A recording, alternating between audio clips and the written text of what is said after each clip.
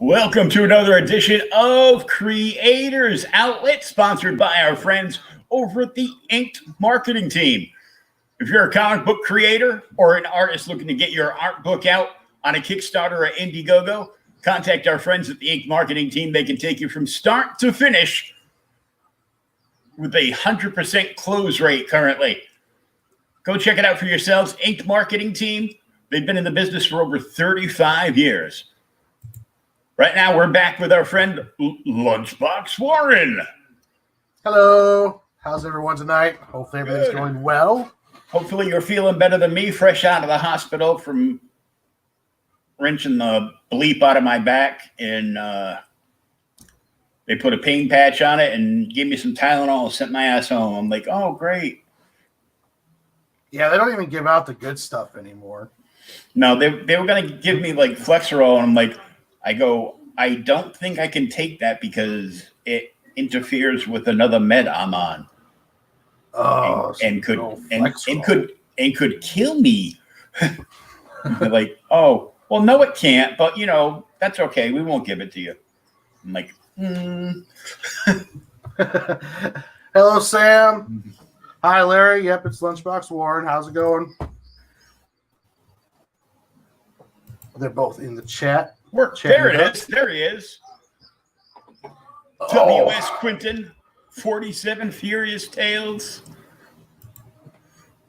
And the Rebel from Canada. The one and only. Captain, I just got my Captain Naomi. My backer kit from 47 Furious Tales, and I am very pleased with everything I got on that one. Oh yeah, I saw your post. I'm like, ooh.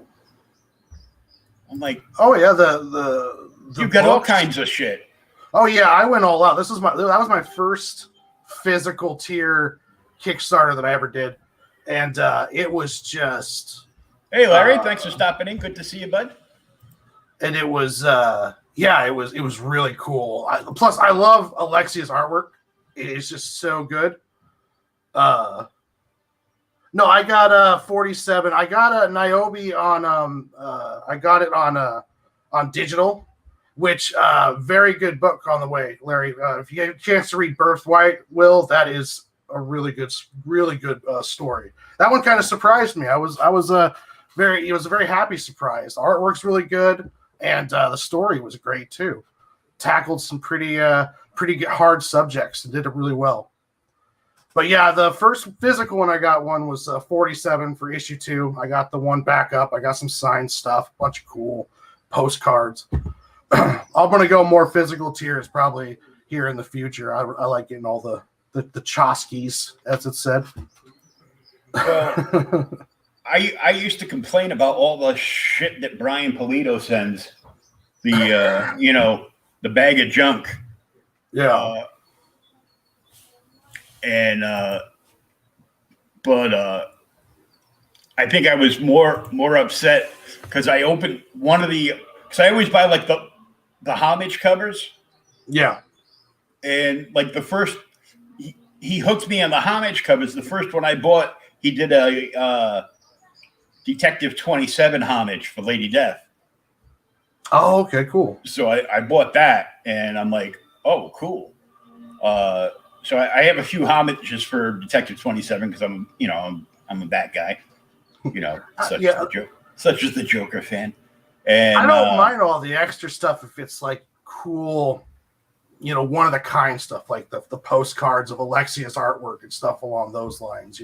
Oh yeah, Yeah, because Brian would put in like stuff like that and bookmarks and magnets and pins, and I do appreciate the coins. Those are cool. Yeah. It's the closest I'm going to get to an AA coin. So I'll take a Lady Death coin over an AA coin any day. Because fuck. But speaking of Sam, here coming up at the end of April, we're going to be kicking off the Kickstarter for Dungeons and Dames art book, and that's going to be a lot of fun. That's going to be like the first Kickstarter for me where I'm really involved with marketing and pushing and all that stuff. So more learning experiences. So how's your app coming for that? I know you were working on a few pieces to choose the cherry one. I have all 4 of them done, and I've got everything turned in and ready to go. And I have picked out the one to show. So let me pull that one up right here. Hold on a sec. I'll pull up. This will be the first time I show this one out and out here. Oh, sweet. Breaking news. Let's see here.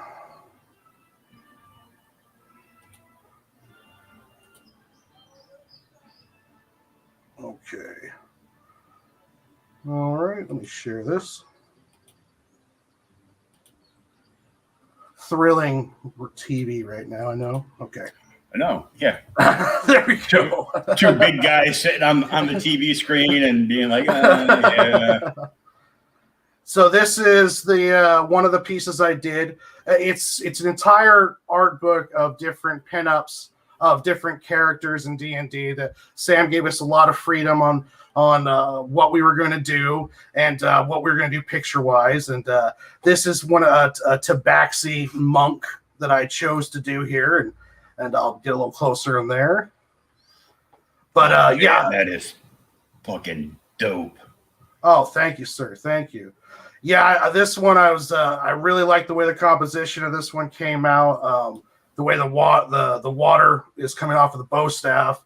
And it's in my grayscale style. So, but yeah, all 4 pics are going to be kind of like this. Yeah, in your grayscale style, because the creature looks like a cat, so it looks like she's busting open like a milk jug or something.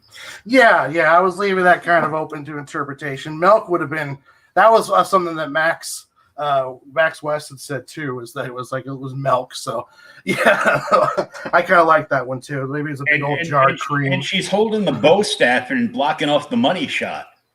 Oh yeah, well that was we got to keep everything close to R, but not over that level. Yeah, mature but not a hard R. Yeah. This is like Marvel hard R. Marvel PG-13. Yeah, like a Marvel Max issue. Yeah. But yeah, this one was got me really kind of out of my comfort zone. I haven't done much pinups and stuff like this before, so it was a really fun project to be part of and really tested. Now I plan to do a bunch more of these and then have my own kind of art book, in however long it takes me to get enough of them together. But I'm having a lot of fun.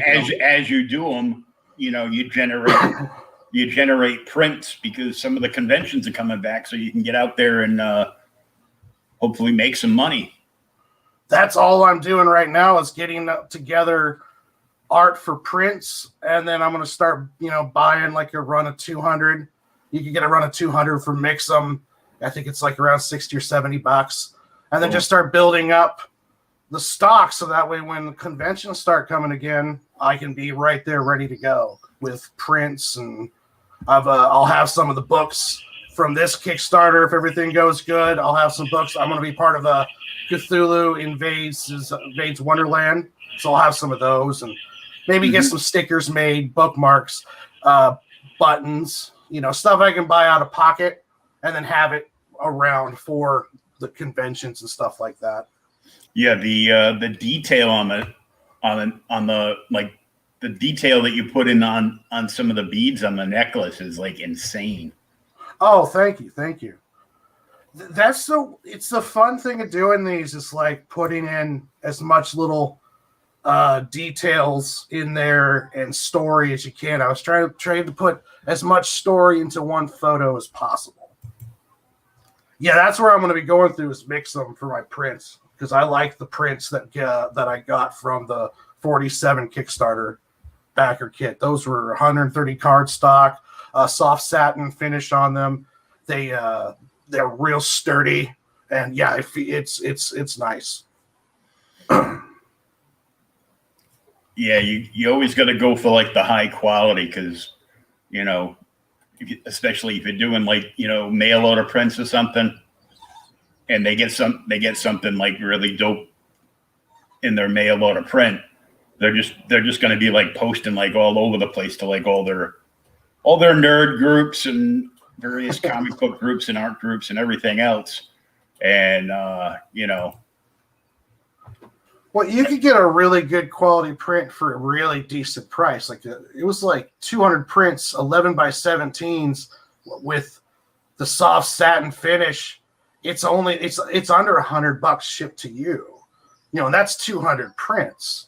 So I mean, that's less than $1 a print. You could sell those prints for anywhere 10 to I think what's 10 for 11 by 17 at a convention, $15, maybe like 2 for 20. I'm not sure. It depends on what we're at. Yeah, that's cheap. I mean, the last prints I bought, I paid like $25 a piece. But they were signed, so I bought like 3 pack.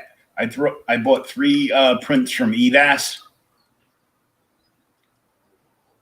signed, and then I bought for $25 a piece. I bought I got a signed print from Bob Layton of Iron Man 129. Oh, nice. Signed by him. I got a Jim Starlin Hulk versus Thanos print. Signed from Jim. And those are 11 by 17s? Yeah, full size prints. Nice. Yeah, and I paid $40 for one, but it was the cover art from New Teen Titans #1, the Baxter edition from Wolfman and Perez, and it was signed by both Wolfman and Perez. Oh, nice. So I'm like, yeah, I'll take that.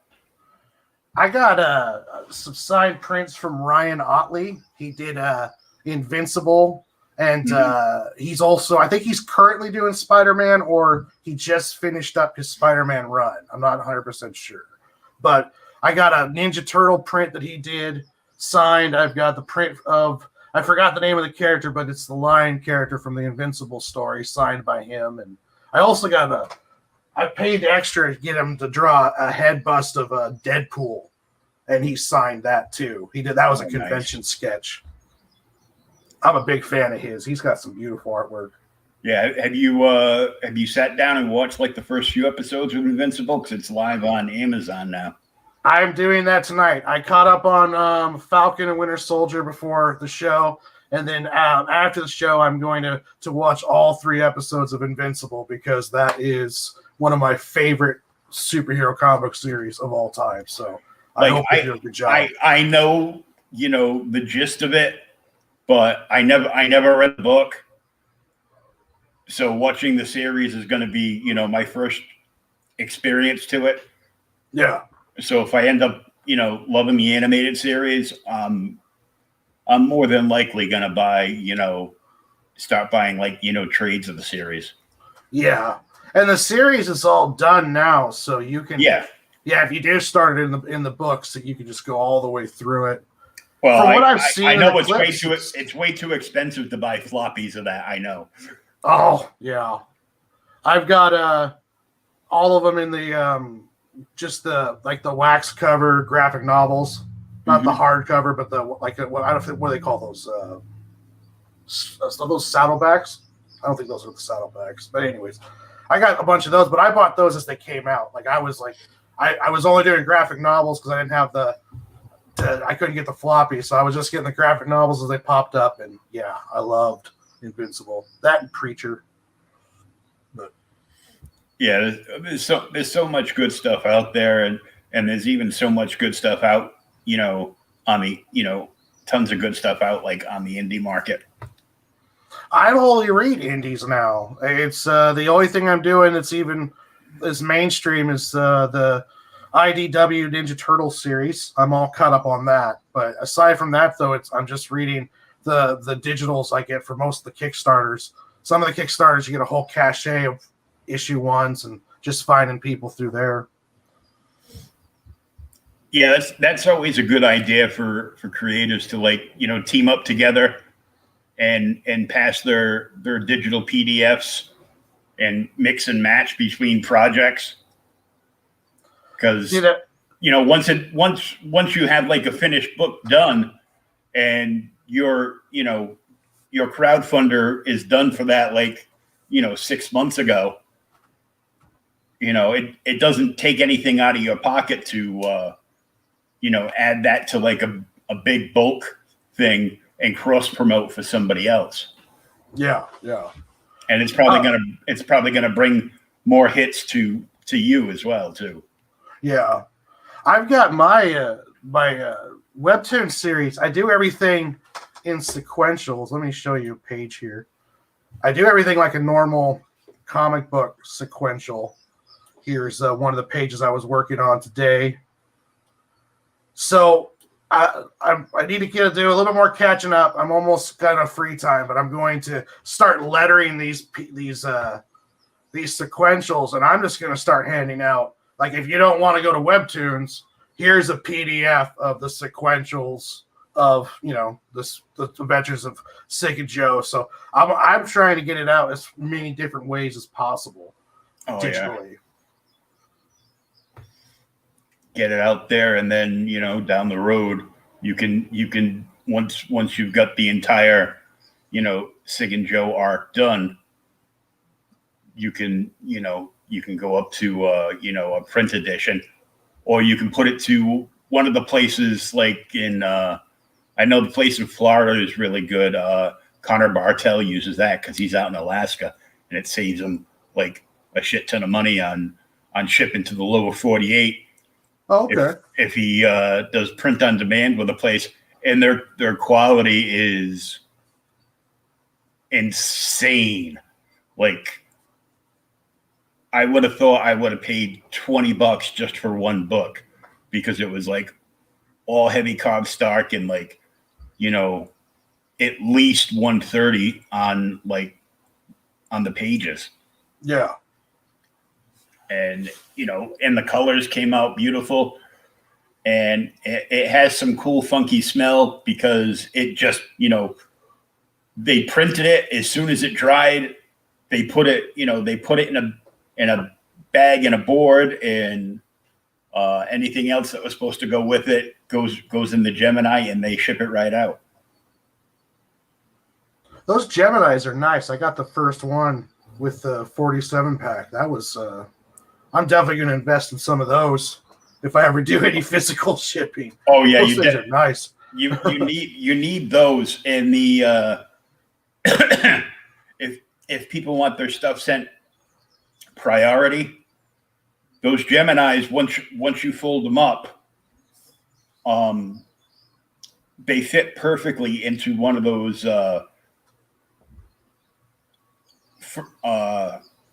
priority mailing envelopes. Yeah. Because I've done that before. Somebody's goes, okay, well, I'm buying these books, but can you send them priority because I want them as soon as possible? I go, yeah, so you can send them out to CGC as soon as possible. I know. Yeah. With I don't know if Joe and Sig will ever, I'm gonna do a print of it just for myself, but I don't know if by the end of it, the arc, it's going to be something that has enough buzz to do the Kickstarter along those lines. But I'll always have it kind of in my hip pocket. Because if I did do a Kickstarter with it, I'm probably going to pay to have it colored, or I'm going to go back and redo some of the art. But I'll always have the original PDF version. But it's all right now. This is just about getting as much getting this like the story and getting it's more about just doing it. It's like you need a project. I'm kind of like taking the comic book creator. It's like I went and just got a car from a junkyard, and I'm just taking it apart and putting it back together. And if anything, I can use it to say, hey guys, look, I can do sequentials. I can do inks, pencils, stuff along those lines. So it's a series. It's a lot of different way avenues and uses out of it. Because even after you make it, you always have it. So, Yeah. But yeah, whether it's this series or the next one, but Kickstarter is probably going to be in my future. Being an artist and creator where I'm not paying anyone else to do much of the other stuff, it would it's profitable wise, it would behoove me to probably jump onto Kickstarter at some point. Yeah, and if it works out, and it should, because your art is like amazing, dude. So, oh, thank you. I don't see where people wouldn't get on board and just keep pushing, the Webtoons Canvas links like everywhere, like every day. Oh yeah. 2 or 3 times a day, just boom, especially when you drop a new one. I am happy with the reception I'm getting. I kind of thought it would be too weird, but I dropped chapter 3 last week. I'm dropping chapter 4 next week, and I've already got over 700 views. I get constantly close to anywhere from like 5 to 10 views a day, and I've got 27 subscribers right now, and I'm still rated at 10 stars. So no one's hating on it. I'm not getting any kind of horrible gruff. It's getting attention, and it's now starting to pick up people who want to keep following it. So I'm very happy with the way that was going. Because I kind of thought I'd have to change up where it's like I didn't really do a good method of finding out what the market wanted and trying to pick a story where it would be a little bit more better, especially for like the Webtoons market. Like if I was going to do Kickstarter, you might want to go more bad girl, more central on those lines. But I am happy though that people are liking the weird little cigarette and coffee cup fighting robot story. So I'm very happy with that because it's become quite a passion project for me. Part of me I didn't even think it was, but it was. It's something I just love to do and excited to keep putting more stuff out there. Oh yeah, Sam says he can help you out with the printing stuff too. Oh, I'm gonna have many questions and helps. So. Yes, Sam, that's good because I'm going to need help doing it. I'm probably going to end up printing the book, the size that Sam prints them, that closer to manga traditional style. And because I'm going to be probably printing out, if I do print, it'll be in arcs. So it'll probably be like 80 to 120 pages, depending on where the arc ends at. So they're going to be thick little volumes, but it's just. Are we going to have to read them backwards like manga too? No, yeah, and upside down. So I'm going to, every page, actually, I'm going to have all the pages in the wrong number count, and you're going to have to try to figure out. No, I'm just joking. No, it'll be the all translation of that is when you get it, get drunk and stoned, and you'll be able to figure it out. Yep, that's exactly right. After about two or three good bong reps of some indica, and you should be fine. Oh, okay. That's all. All right.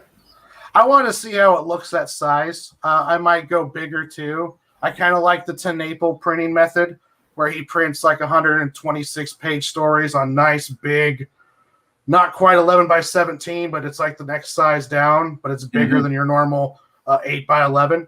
And I'm waiting. I should be getting the Earthworm Jim books, but I do like kind of printing on the bigger too. So I'm going to look at price wise and everything and see what it is. But Tenaple can get away with that because he's got Earthworm Jim fans. So yeah, well, you've got a bunch of Sig and Joe fans, and you just got to build on that and keep going. Oh yeah, that's what with webtoons. That's the kind of fans I'm trying to build, are the ones that are like, I like Warren stuff. What's Warren doing? And as an artist, especially an an artist, when prices are the way they are, it's hard to get per hourly what you need to keep going. So I think as an American artist, I think it's really good that you build up that kind of audience and fan base. So that way, when they look at you for projects, it's like, hey, if you get Warren to do a cover, about 100 people are going to see it. That kind of situation is always good too. Well, that's why Taylor pulled his Kickstarter on chefs and went to webtoons, because he was crunching the numbers. He's like over 10 million people a day. Yeah, go and read stuff on webtoons. It's not a bad deal for that. That's true too. It's not a bad deal for him because he went over to webtoons and he instantly had 40 subscribers.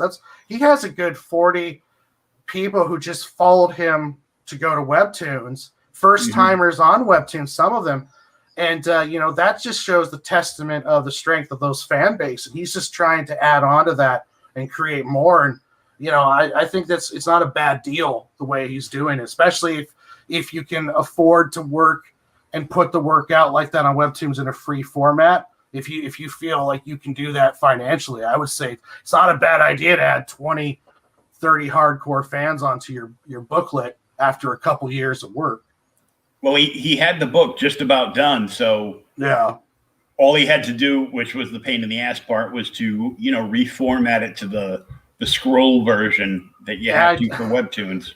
I do that with every single one of my chapters because I draw it in like normal 11 by 17, and then it's convert over to webtoons, and sometimes I have to redraw some stuff and rescale some things and make it work.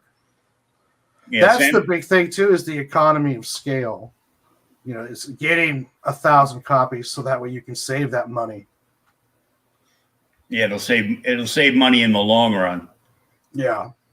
Well, it's all about how much it costs per book to get the darn things made and shipped. We can get them. We get that down cheaper. You get it cheaper to the customer. Oh yeah, for sure.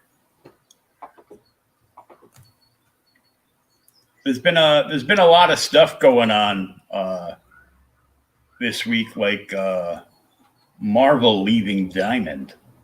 Marvel left Diamond. Marvel left Diamond and went to Penguin. Okay. But I think Penguin is just going to third party the whole Marvel contract back to Diamond anyhow. And Marvel's going away from floppies, aren't they? Aren't they stick to more graphic novels? I don't think, because of the ownership of that company, that they give two craps about the comic books. They're only still making them so they can keep the IP licenses in their hip pocket.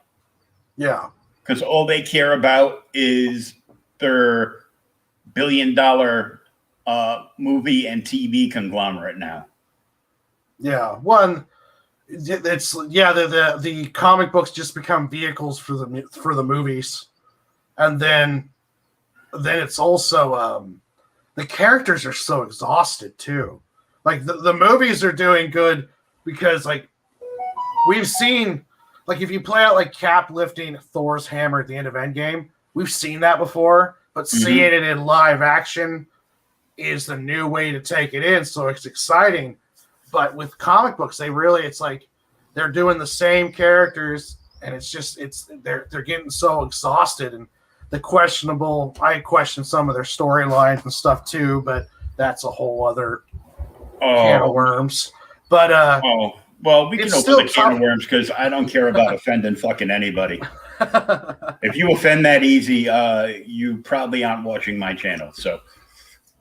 But it's hard to keep doing Spider-Man stories when you look back at the history and it's like everything's been done. I mean, we even had Doc Ock take over Spider-Man's body at one point. So it's like that was probably the best Spider-Man story in 10 years. I loved Spider Rock, or what do they call them? I loved it. I thought, the Superior Spider-Man. Yep, Superior Spider-Man. I thought it was great. And if they could have just left it alone, but being Disney Marvel, hey, that got popular. Let's make the fuck out of that until people abandon us again. Okay. So then they started doing, Superior Spider-Man team up. Yep. And I'm like, I bought a couple of them and I'm like, yeah, this is just bleh. I think Marvel would do a lot better in their comic books if they went a couple months without a massive team up. Just keep some individual stories, let the characters breathe a little bit, not stop doing these huge world-spanning events all the time. Yeah, like making a deal. It's like for a year, no long-standing massive crossovers. We're just going to have individual, self-contained. I mean, we can still have the open world, of course, but it's like just tone it down a bit. Like it seems like everything has to turn into something like, God or Thor finds out that he's half Phoenix, half Thunder God, half gnome, or whatever they're doing right now. I have no idea. Yeah, and for God's sakes, people, would somebody please ban Donny Cates from comics? Now, who's that? That's the guy who wrote that story. Oh, okay. With the, yeah. It's like, I'm Thor. All of a sudden, I can kill Galactus, and I just did. Oh yeah, the God Thor thing where he's like going around collecting powers like Funkos. Yeah, he thinks he's playing the Pokemon mobile game or something. Yeah, and of course it's the same writer. He's doing that series crossover for Image, which I actually enjoyed, and it killed me to give Donny Cates a good review because my hashtag for Donny Cates is always I hates the Cates. Well, when they do good, they do good. You got to give them props. So, and I've even talked to him on his own Twitter account. I know some people are going to hate on me no matter what I do, and I was the first one. He had just posted that, and I was like the first one to respond. Hashtag I hates the Cates. And which got a lot of hate, but nobody came after me, and if they did, I liked Jason Aaron's run. Was it the God Killer Thor run with where we had female Thor and that? Well, before that, he did Jason Aaron. His original run on Thor in the last 2 years was Thor God of Thunder, which is where you got Null and the first creature that Null Yeah. And I just came across a handful of those issues in a long box. Oh, nice. And a couple of those are up to $200-$300. Oh. Are you gonna send them off to get a CDC? Or slabbed, as they call it, and I think in the system. I'm pretty sure I don't want to wait 6 months, and I don't want to spend. One of the reviewers at Outright Geekery, he got his copy of ENIAC #1 from his local comic shop. He read it, loved it, sent it to CGC, and paid $80 for a guaranteed 2-day turnaround for a modern book. And that's how all these guys get this money. If a book's already trending, on the hot list, yeah, even the week before it comes out, this book's going to be super hot, blah blah. X amount. There's 37 and a half first appearances, 20 cameos, and blah, blah, blah. And Stan Lee's ashes are included in the front cover. Mixed in with the ink used for the front cover. and pre-orders on eBay for it are, at $100 for a $3.99 book. Then, the guy, especially the guys that have all the spec channels, Like the first one that comes to mind, because I've watched him. He also annoys me to the fact that I would easily like throat punch this little kid. Comic Tom 101. I'm sure he's a nice guy, but he's so bubbly. You just want to punch him in the throat and shove him in a high school locker on a Friday at 2:45, and then lock up the building behind you. But he sends out stuff, and he gets it back he gets like cases and cases of graded books back like every week, because he's a retailer, and he pays them X amount of dollars on his subscription to get stuff back in at least a 2-week turnaround or something. And so the hottest books in the world that you would be waiting like close to a year to get your copies back CGC'd, he's got them back like the week before, and has already mined the eBay and Facebook market to death with these books. Oh wow. He also does this thing called mystery mail call, where he puts like one like major key in a random Gemini mailer and sends it out. So they grab like a bunch of like books, and he charges like it's like almost like $50 a month to get his mystery mail call. But he get his little shop, and the way his store looks from where he films makes me think it's in his mother's basement. So that's just the way it looks. But he gets two for his business, he gets two exclusives every month. So every month, for that like $40-$50, you have a chance to win like a huge key. And when people win it, when people win it, they of course like take right to social media and tag the holy hell out of them. And I mean, he's given away like a giant size X-Men #1. Oh wow. It was probably like a 3.0 copy, but still it's a fucking giant size X-Men #1. Yeah, that's cool as hell. But you get he doesn't do virgin variants on his, as far as I know. He probably does, but he sends out the trade dresses to everybody in the mail call, and then they give you like a small handful of like random books.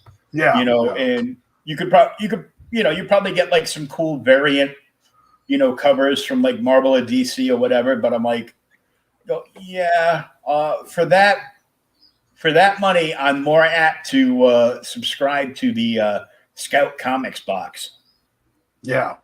If you do a reoccurring subscription, so you sign up to get it every month, it's about $40, and there's podcasts like Brian Wayne's Cheers to Comics podcast has a discount code for your first purchase from them. My friends over at Lost in Comics on YouTube, same thing.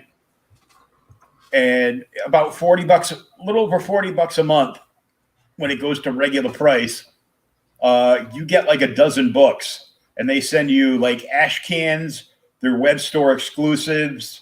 You can get trades, and like it goes random, and like they do the same thing. They'll put a random like signed book in like one or two of the packages. That's cool. And that's all Scout Comics. All of Scout's ash cans are the major key to any series, because the Ash Can has like an 8-page story that predates the issue 1 and makes it so that is actually the first appearance of that character. Okay. unless it's not volume 1 of that title. Yeah. So you get that, and they've also got a thing with Comic Book Shopping Network. So Comic Book Shopping Network gets exclusive variant covers just for them, for like all their new number 1s. Which is kind of cool, because I got one for Jonathan Hendricks' series that he's doing over there, the Recount, which is off the chain right now. It's like amazing, and it's Hey, no stripping. My bad. It's almost a Virgin variant minus the CBSN logo at the bottom. Oh, nice. And some of those are expensive. Some of them are like, $15-20 a piece for like a brand new book. And I'm like, what the? And then I see the prices on some of the Scout comics, online, or, if the book's blowing up on like Key Collector or something. Yeah. And I look on there, I go, oh, well, this $15 book is selling for like $35 online. Oh, wow. I'm like, okay. So I read this, and of course, because of working for a review pop culture website, I have all the digital copies anyhow. So it's not like I can't, just go on my computer and zing it over to my tablet and read it or whatever. But of course, I prefer, physical copies. Just like I prefer boobs in my hands opposed to, on a computer screen. Yeah, I agree. We have a winner. Well, since I am the Joker fan and we've been showing your art, I did not do this art, but there was a certain Batgirl cover quite a few years back that got pulled because all the whiny pussies on Twitter were claiming that it depicted violence towards women. They go, really? It's the Joker. Yeah. He just barely notices. He's a psychopath. He doesn't care who he's killing. But because they pulled it, and I thought it was just an amazing book, I got this commission done, and I just came across it in a box and pulled it out, and it's going to be going on a frame on my wall. I remember that cover. They pulled that one, huh? Yep. Oh, yeah. And when they pulled it, I'm like one of like a billion people that went out and, hit up artists at, various conventions or online and, got commissions done of that. The one right there did a really good job on capturing that style too. Yeah. Wow. It's my buddy Mike Doherty. He's like fantastic. Yeah, that's some nice work. He does a lot of covers. He's just a freelance illustrator. He's also a teacher. And, prior to COVID, he used to hit up like close to like 40 conventions a year. Oh, wow. So he'd work all week long as a teacher. And then on the weekends, he'd run off. I found this beauty too. Oh, nice. Yeah, that was like when I bought this was like an $80 book. I think it's even more now. Oh, it's beautiful. It's like an added grab. I think a friend of mine paid like $1.25 for it. Oh, wow. And because we mentioned Marv Wolfman earlier, I got this sign from him at Philly. Oh, that is cool. It's just, I love this cover. And Heck yeah. this is almost what season 3 of Titans on HBO Max could be.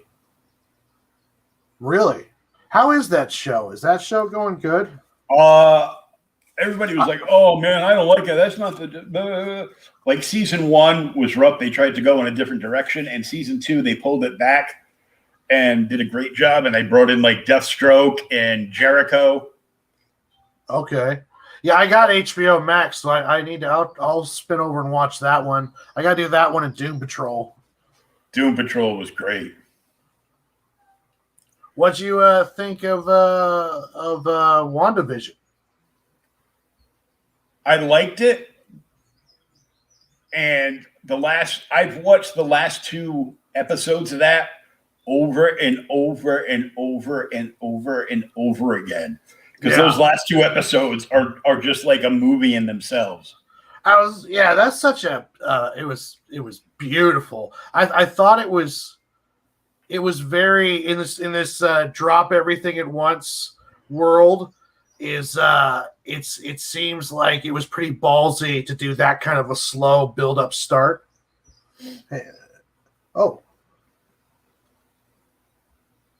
cool. Oh, nice. Did Anyone you around the school? Or? You wanna come on and run a promo for that, Sam? I'll send you the invite. We all know each other. Oh yeah. But yeah, that was a beautiful series. I think it was cursed by having too much people got too excited around it. They were building up too many conspiracy theories. Almost got drowned. Oh yeah, theories. Oh my god, all the theories and stuff. And I'm like, I watched some guys, they were like reading so much into it, and I'm like, wow, man, you make my conspiracy theories look logical. Yeah. Like, what the fuck? Oh man. Let me see. Warren, do you mind if Sam comes on and runs his guns? Oh, of course not. Come on here. I've got barely enough stuff to talk about as it is. So yeah, by all means, bring him on.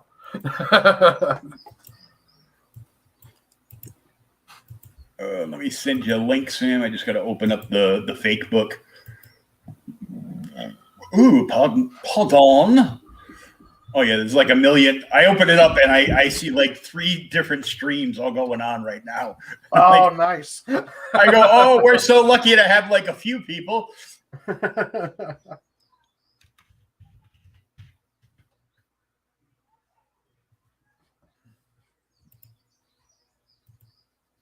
I was surprised that they're doing Scarlet Witch series now when the movie's not going to be for like 2 years. I thought that was weird. A lot of this stuff is going to be leading up to it. Yeah. But I thought it was funny. Somebody made the typeset for what's his name? The kid that everybody thought was Pietro. Oh yeah, Richard Boner.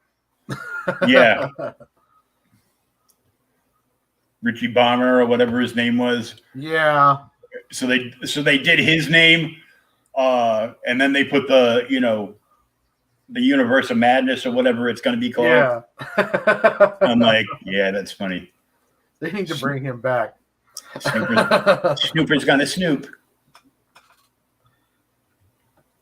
I loved it. Of course, I got to enjoy it on a different level than you did, because you're colorblind and you see everything in black and white. So could you tell when they shifted over?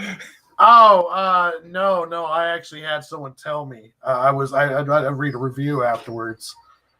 Like I just got done watching Zack Snyder's Zack Snyder's cut, the black and white version, which I thought the first one was that, but then apparently the first one was in color and this one's black and white, so I couldn't tell the difference.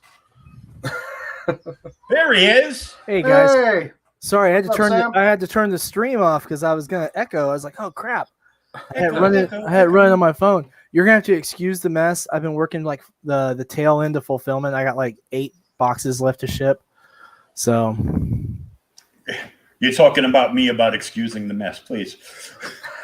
Well, man, you gotta understand. I'm still moving stuff from my living room up into my office because I put a huge order in for issue 2 to make sure that we had enough, not just to cover the Kickstarter and the conventions and stuff, but also to cover at least for the next 4 or 5 Kickstarters.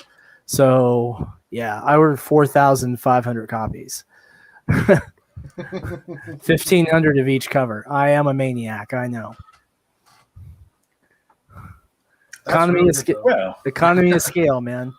But I mean, that's the only way to get books of that quality at a decent price that you can get to your backers cheap enough, Yeah, you gotta over order. Oh, but anyway, yeah, Alexia and actually Paul Walcott. They're going to be at Dewey's tomorrow. I think starting at 2. And they're going to be signing copies of 47 Furious Tales. Paul's going to be signing issue 2 because he did a cover for it. So he's got a stack of those. And Alexia has, God only knows how many copies of issue 1 and issue 2 left. Her contract provides for a lot of comps. So she's got probably more than she actually. It's probably good that Paul's going because she probably needs someone to drive. She normally uses her bike in town, and trying to lug that many comics on a bike is probably a really bad idea. Yeah, it's dangerous. Dude, I used to be terrified to drive home with a stack of 15 or 20 in a bag on my bike when I was a teenager and drive 4 miles back home. I tell you what, though, I'm working on the Indiegogo campaign to follow up so that we can go ahead and get that out to make the books available for the Indiegogo crowd, the folks who don't like to use Kickstarter for whatever reason. And, that's going to turn around pretty quick. You know what, Warren, maybe once you get some print copies in, maybe we could take and collab on that and put some together and put them out as one big project. Oh yeah, I'm definitely down for that. Definitely. Yeah, I don't know when I'm going to have them, but yeah.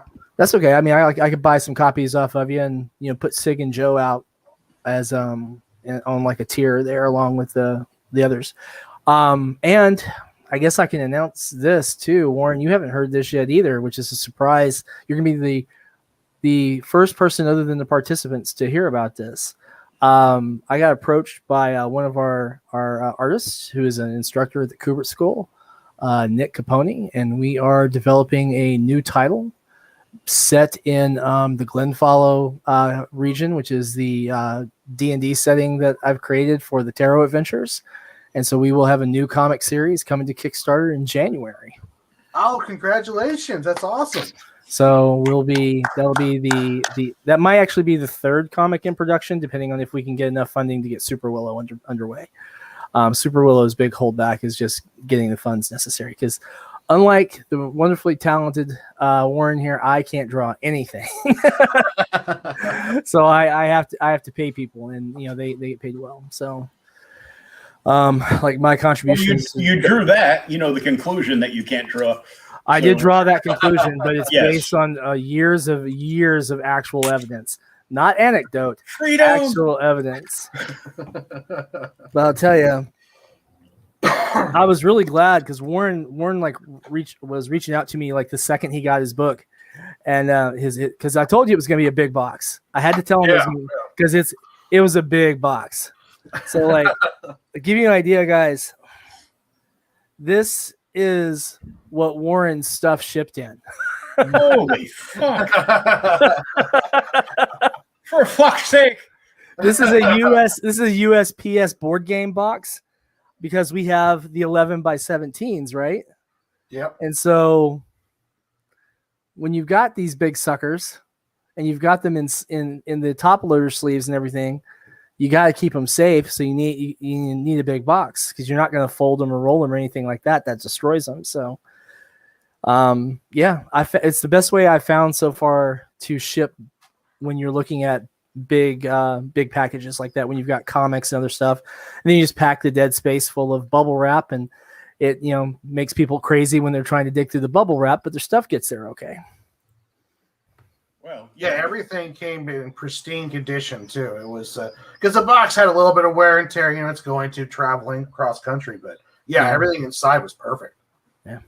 Well, Warren, look on the bright side. You know, Sam didn't draw a big dick on the box, or write 3 dildos or anything. You actually don't know that. if you look on the side, hey Warren, get your box out. If you look on the side, on the left, there's a little dark mark right here, and on the right, there's a little dark mark there because I laid it down and traced. Yeah, he traced his own dildo because it wasn't him. Oh, that's what I can't make these OnlyFans jokes again. I'll have another dude reaching out to me on Facebook asking me what the URL is. That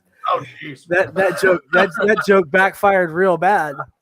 Yeah. And you hate to tell a dude who wants to send you money that you don't have an OnlyFans page, right? It's like you can watch me write the script on my OnlyFans page, shirtless with nipple clamps on.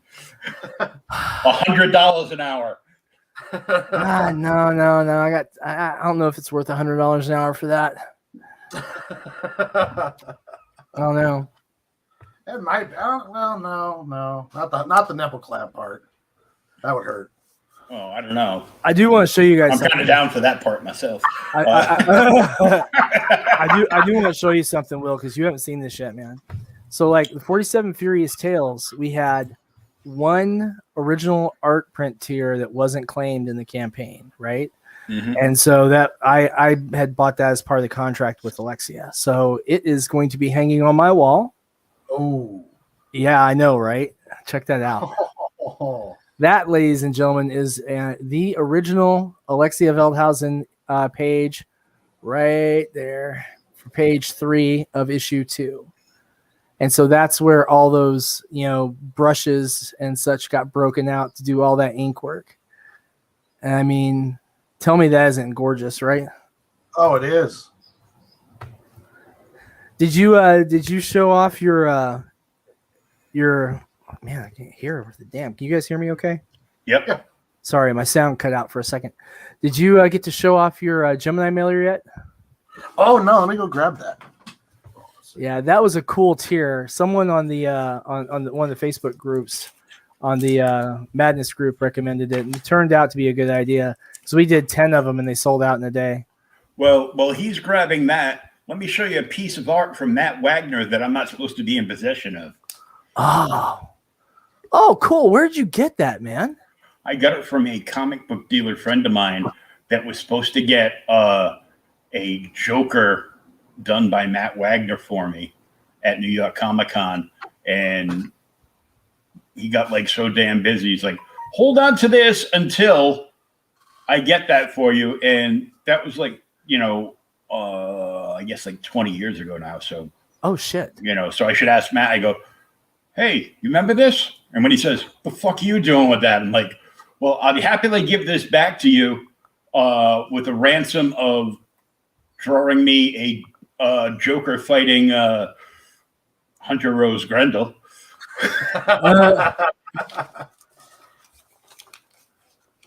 Here's that Gemini.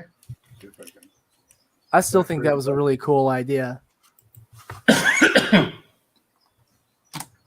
I freeze up again? Hold on. Oh, no, there we go. You you're blacked back out for now. a second. There we are. Right there. Oh, damn. Yeah, I know, right? Isn't that freaking cool?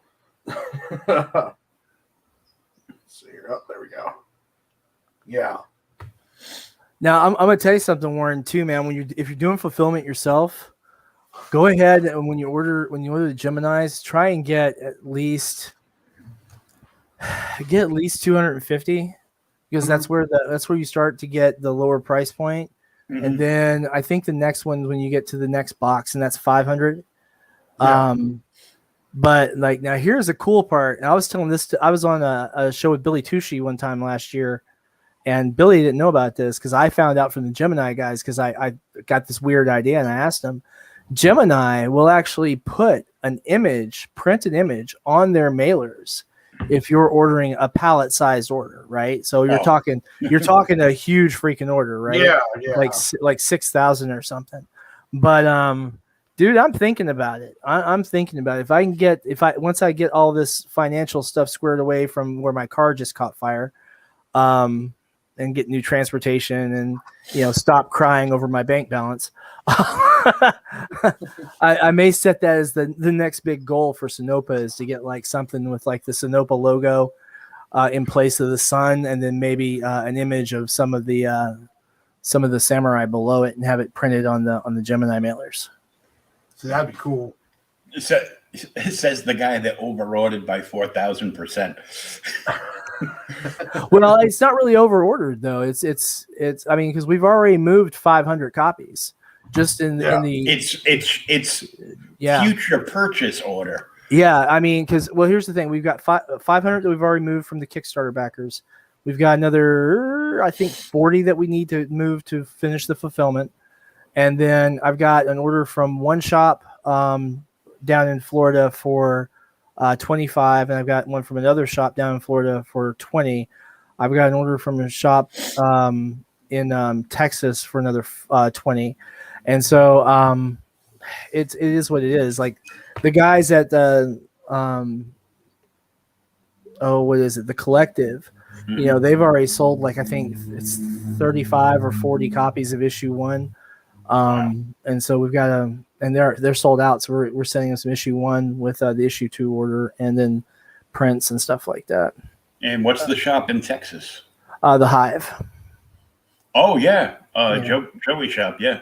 Yeah. I just gotta. Well, not his shop, just the shop he goes to. I just gotta finalize the order with them, because I send them out an email and see if they want that, or if they need some prints or stuff like that. Because whenever we add these big suckers, then we have to go to the bigger shipping box, and so you might as well just get a few more to help level it out. But like here in Kentucky, we usually get 15 to 20 for like a big print like that signed, or usually on the lower end if it's not signed, like 15, and then 20 like if it's signed. But then when we go to like the East Coast, you're seeing 20, 25, and so. Yeah, well, I'm on the East Coast, but I want them Kentucky prices. Oh, I bet. Now, are the comic book shops picking up the prints too, or is that just for at conventions along those lines? I've got one of the shops in Jersey did the Gotham Underground, and they had a really good week with it, because we dropped off. Well, they were a Kickstarter backer, so they were the first store to get any shipments, or the Kickstarter backer stores. And so they got theirs because I was in Jersey 20 minutes from their shop. So we signed a bunch of stuff Friday night, and then zipped on over there and made a delivery. We took some pictures. Alexia did a sketch while we were there that they put up in their office in the back, and brought them their prints. And I brought them some other Sinopa stuff, because they've been really great about helping us out. And they actually helped us get into a store, another store actually, because I was one of our Twitter followers, my Twitter followers on the Sinopa account, was bouncing around asking if she could order books from her local store. I'm like, yeah, just send them to us and we'll go ahead and give them a price and everything. I should be talking to them this weekend and see what their order's going to look like. That'll be a third store in Florida once that happens. So. But I'm going to try to bring the book around here to some stores and see if we can get you some Portland stores. Thanks, bro. We can do pretty well with that. We can actually get them. I did the math on it, and for domestic in the lower 48, at 10, an order of 10 books in total, doesn't have to be 10 of one volume, just 10 total books, we can get them a 40% margin. So we can get them at $3 a book, including shipping. Okay. And then at 15 copies or more, we can get them a flat 50%. And that's just basically because the shipping's more expensive than the books are at that point. Yeah. Mm-hmm. So, and that'll get the idea is to have the books in the stores, so that one, they've got it to make money on it. They've got healthy margins on it.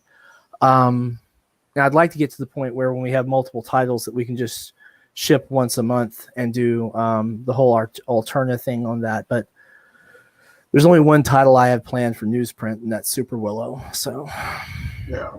I was looking at newsprint. You got to do a big print run Yeah. to make that one. That's like 500. It's a very bare minimum, I think. On Yeah, but I think to make it work, you're looking more like 15, 2,000 or something. But I mean, for that price point, you're actually getting below what I paid for this issue of 47. Now, this issue 2 was only a 20-page one because the 12 issues are broken out into story elements, like little chapters. Book 3 was originally going to be 28 pages, but I'm trying to get it down to 24, just to save Alexia some time, because I might have put a little too much fighting in that one, even though it's a big fight. It's a big fight. You can tell it's going to be a big fight when you read issue 1 and issue 2. You're like, something's happening in issue 3, right?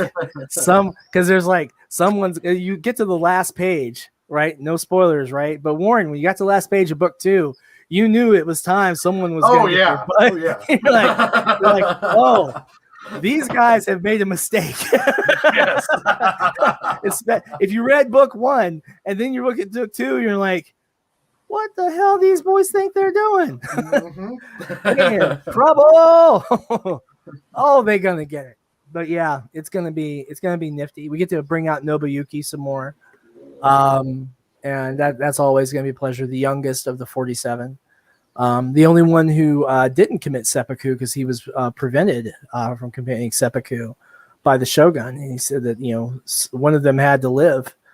And he was also real young. By the time they had finished everything, he was only 13. So, I mean, when this whole thing started, he was 10, 11 years old.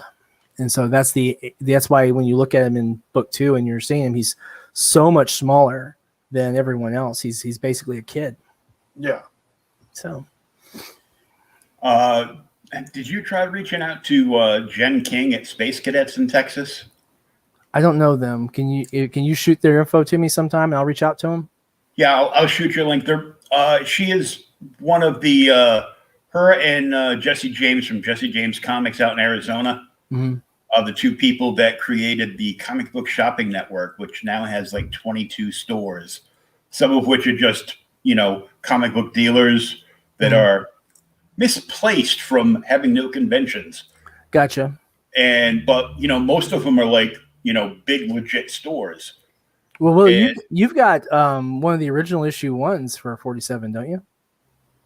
Didn't I send you one of the original copies? Yeah, one of the PDFs, yeah. No, I mean, didn't you get one of the print copies too? No. Send me a mailing address through Messenger later. Okay. We'll see if we can get you early Christmas, or late birthday or whatever. Because I'm gonna tell you something that there's or early birthday because my birthday's November and Christmas. Yeah, your birthday's right after mine, actually. Yeah. Mm. But yeah, once you hold it in your hand, it's a different experience in the PDF. It really is. Yeah, Warren and I had this discussion earlier. Yeah. I can enjoy reading, a PDF because now I have a nice tablet so I can sit in my recliner and get through like more work stuff. But, just like boobs, I'd rather hold them in my hand. Well, I can't do anything about that for you, but we'll see. I can just go by my old job for that. Ah, there you go. 30 years working the strip clubs. Come on. I feel you. Yeah. Are the strip clubs going again where you're at? There's still drive-through ones here. Drive-through? Yeah, Portland strippers did not do very well through this whole COVID situation. They started doing like DoorDash deliveries and stuff for food. Oh yeah, I saw that. Yeah, I saw that. That was funny because I'd watch like the updated version of the cop shows. Yeah, and every once in a while it would be somebody in Nevada. It'd be like a sheriff's car chasing down a bunch of strippers that were, running away from a setup at a house or something. I'll tell you, we haven't had too much of the problems that going around here. What we did have was a lot of folks suddenly had those nude maid businesses where they send strippers to clean your house in the nude, Yeah. Which is a weird business model, but that kind of shut down pretty quickly when everyone started getting sick in Kentucky, because we were really, really low for a really long time. And then in it was August or September, they had a big bunch of anti-mask rallies. And then 2 weeks later, we had an explosion of COVID all over the state from people who had been at the anti-mask rallies and got COVID and then spread it all over the state. It was really crazy. Yeah, we were doing good last year until they had a big school break party weekend. It was like it was a mixture of, it was anti-mask rallies, it was some mask rallies, and then it was also a big weekend for college towns in Washington here, and it just all hit at once, and our numbers just spiked up. We're still on lockdown now, but they're starting to loosen them up a bit. We can go bowling now, so that's nice. Oh, cool. Well, I guess you got space between the lanes anyway. Will, which cover you like, man? Oh, damn.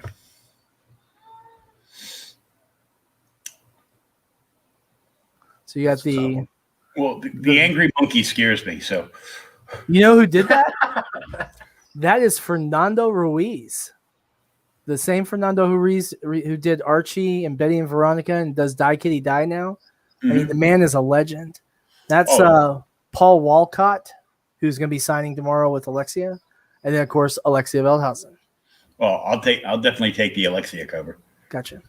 Okay. Now all three are also part of Dungeons and Dames too, right? Yeah. No. Fernando isn't part of Dungeons and Dames, but Nick Capone, who did the color on it, he is. Okay. So yeah. If we do well enough this year with Dungeons and Dames, we'll see if Fernando wants to hop on next year. Because we've got a really low goal. The idea is just basically to get books printed, get copies to the artists, get the extra funds to the artists, distribute to all the backers and everything. And basically it's a way to help, put some more money into the artist's hands and some ways to make money into the artist's hands as we come out of COVID and start going into hopefully into conventions later this year. The fun part is I've checked and rechecked and checked the math again. And if we can get to, I think the goal is going to be set, stretch goal is going to be set at 11,000, which is huge. We need like 500 or 600 people or something like that. But if we can get to that high, instead of a soft cover book, we'll have hardcover with sewn pages. So it'd be literally the highest quality book we can get from what's available on Mixam's catalog right now. And that's gonna be badass because we're gonna have some nice heavy papers. Most everything's color, although we didn't ask Warren to do that because that would be a real dick move. Hey Warren, we want you to color this. And you're like, you want me to do it for you? Like, you're an asshole, Sam. I'm like, no, we're not gonna do that for you. You want me to do it for you?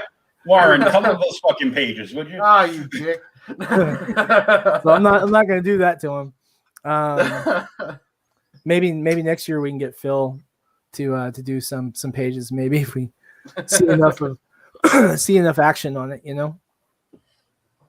So here's hoping.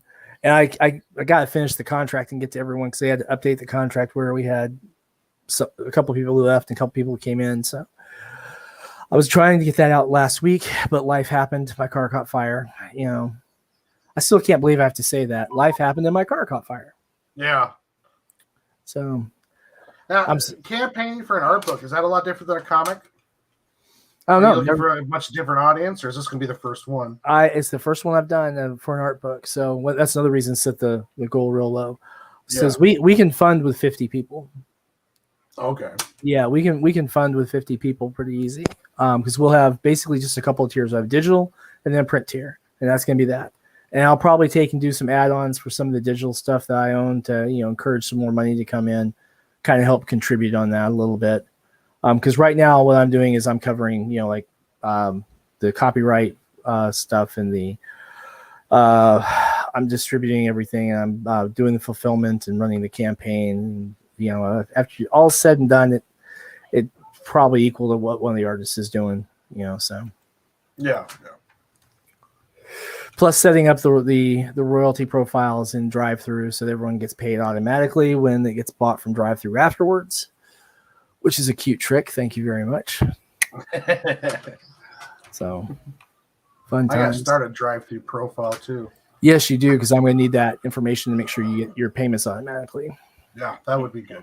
Okay. Yes. Tell me about this drive-through thing.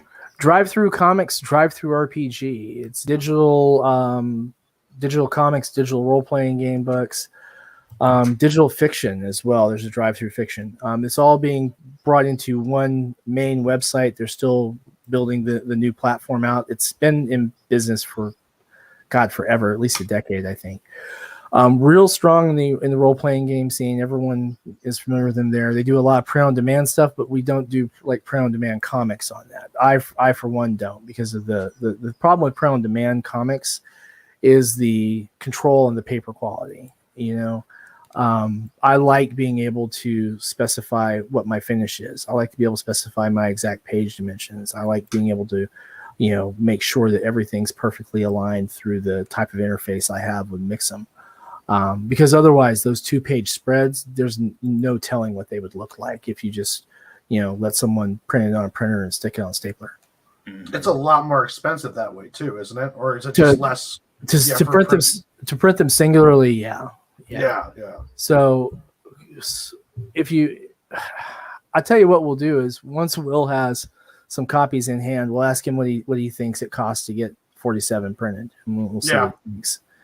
Because it's but there's a cheat to that. There's a cheat to that because it's at scale, and because I ended up with a discount with Mix'em, which is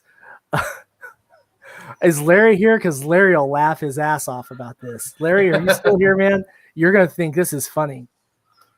No, Larry jumped out. Oh crap! I'll have to tell Larry sometime. So there was a guy who was starting another website to basically a crowdfunding platform specifically for comics. And the idea was to have a place for shops to be able to order directly from there as well. And I thought that was kind of a cool idea, but there were some issues in the execution, obviously. But one of the things that he did was he had set up with certain companies about getting different print arrangements made and things like that. And so Mix'em honored their agreement on that platform, which has since gone defunct, with me and Sinopa. So we have that standing discount still, which is really, really, really handy. Yeah. So thanks, Mike. I appreciate it, man. Mike, Mike, at least something came good out of that. Yeah, I mean, Mike and Mindy saved me over $300 just on this last order alone. I mean, the last couple orders I've done with that, hell, they've probably saved me $1,000. Jeez.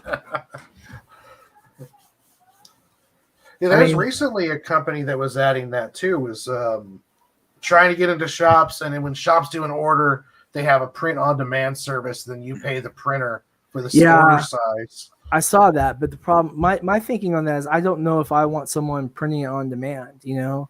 I'll tell you, the books that I get in, that I keep getting, are the ones where I see that I know the people are really attentive to the quality. Like everything by Madeline Holly Rawson. I don't know who her printer is, but they do a fantastic job. Mike Shea, Miskatonic High. I have never had a problem with one of his books. Brian Hawkins does one through I forget what the service is. They're pretty well known. They don't do a heavier weight stuff like what we use for 47, but they'll also do fulfillment, and I've never seen any problems with that. And then of course, Larry Niobe always looks freaking gorgeous. I mean, if you've got Niobe in print, you know what I mean. That book is always tight. So I don't know who Larry uses as a printer, but man, I know why he keeps them. Blam, doesn't he? Does he? I think so. Yeah. I'll tell you, whoever it is, they're doing one hell of a job for him. And then of course, Mix'em has just been killing it for me. Actually, the funny part is I got an email from a printer in Louisville today. I reached out to them to get a quote on getting a print run done because I was wanting to see about getting an embossed cover, basically, and they advertised that they could do it. And I got the print quote back, and I was like, "You out of your mind?" Yeah. I'm like, no. I'm like, no, homie. No, because then I'd have to take and turn around and say, yeah, guys, this 24-page book is $12. I'm like, no, we ain't doing that. No, we ain't doing that. So that's the weird part is that, when you can't draw and you have to try and fund everything to pay the artists and everyone, you can't be doing that. You're like, I need to get to 200 backers this time, please. You sit there and you pray, I need to get to 200 backers. I need to get to 200 backers. I'll write 3 more books and then I'll have enough money to write my comic. I'm telling you, man, the RPG stuff pays for the comics just as much as the other stuff does. I got to write 2 or 3 RPG books to help supplement the difference for the Kickstarter so I can get the comics out.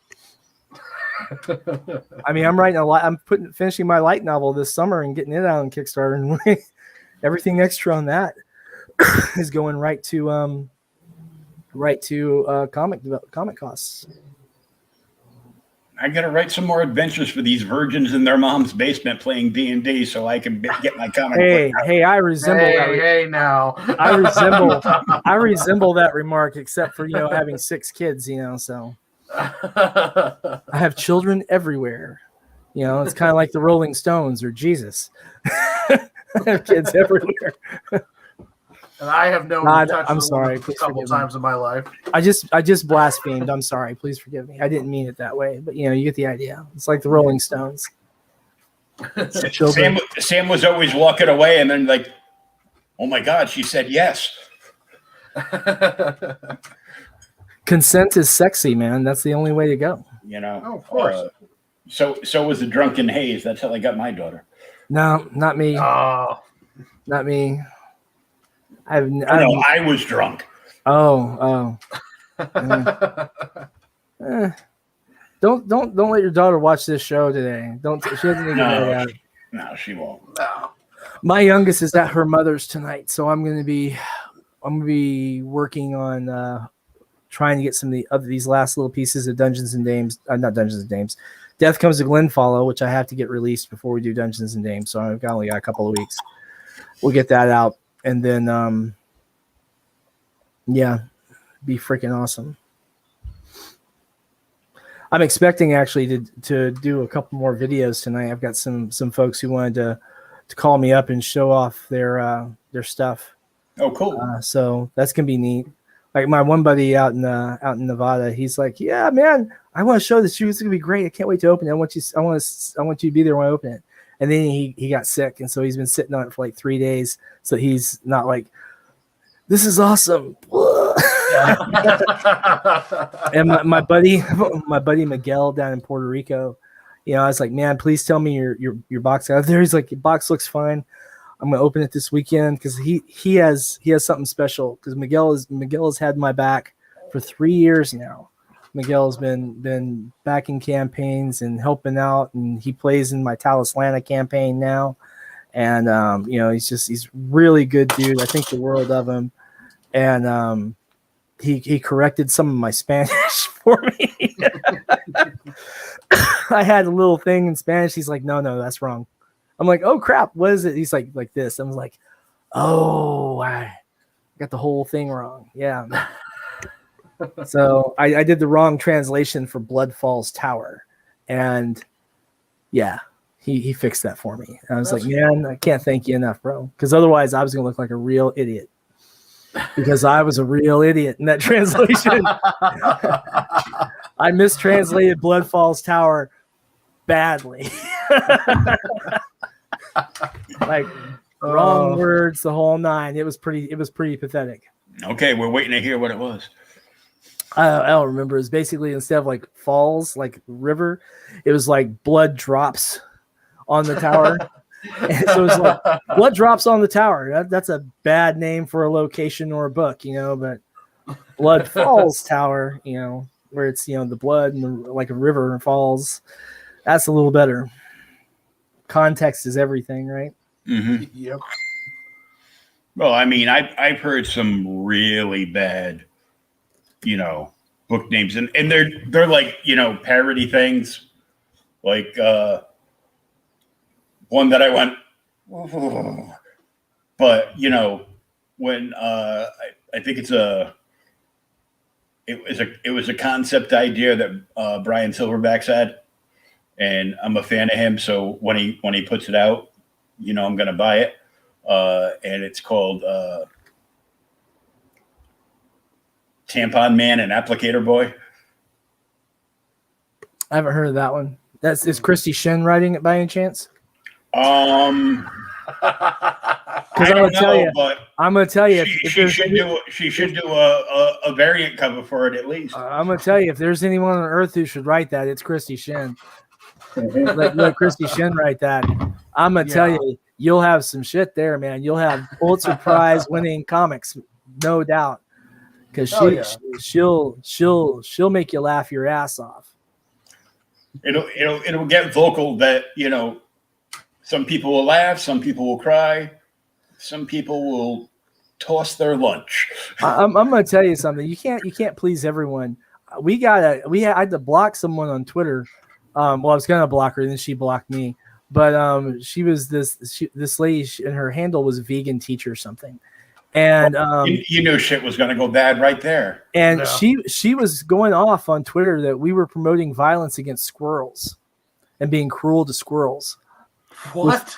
With 47 Furious Tales, which is a comic book about the 47 samurai.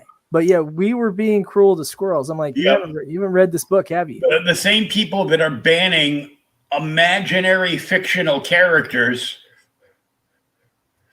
I wonder if I'm gonna have any coffee lovers come after me then. I'll tell you this though, I have been banned in one country. Really? One. I've been banned in the UAE for one book I wrote. Oh wow. Yep. Whispers of Persephone got banned in the United Arab Emirates. Just a political thing or like a religious for sorcery problem? For sorcery. Oh, okay.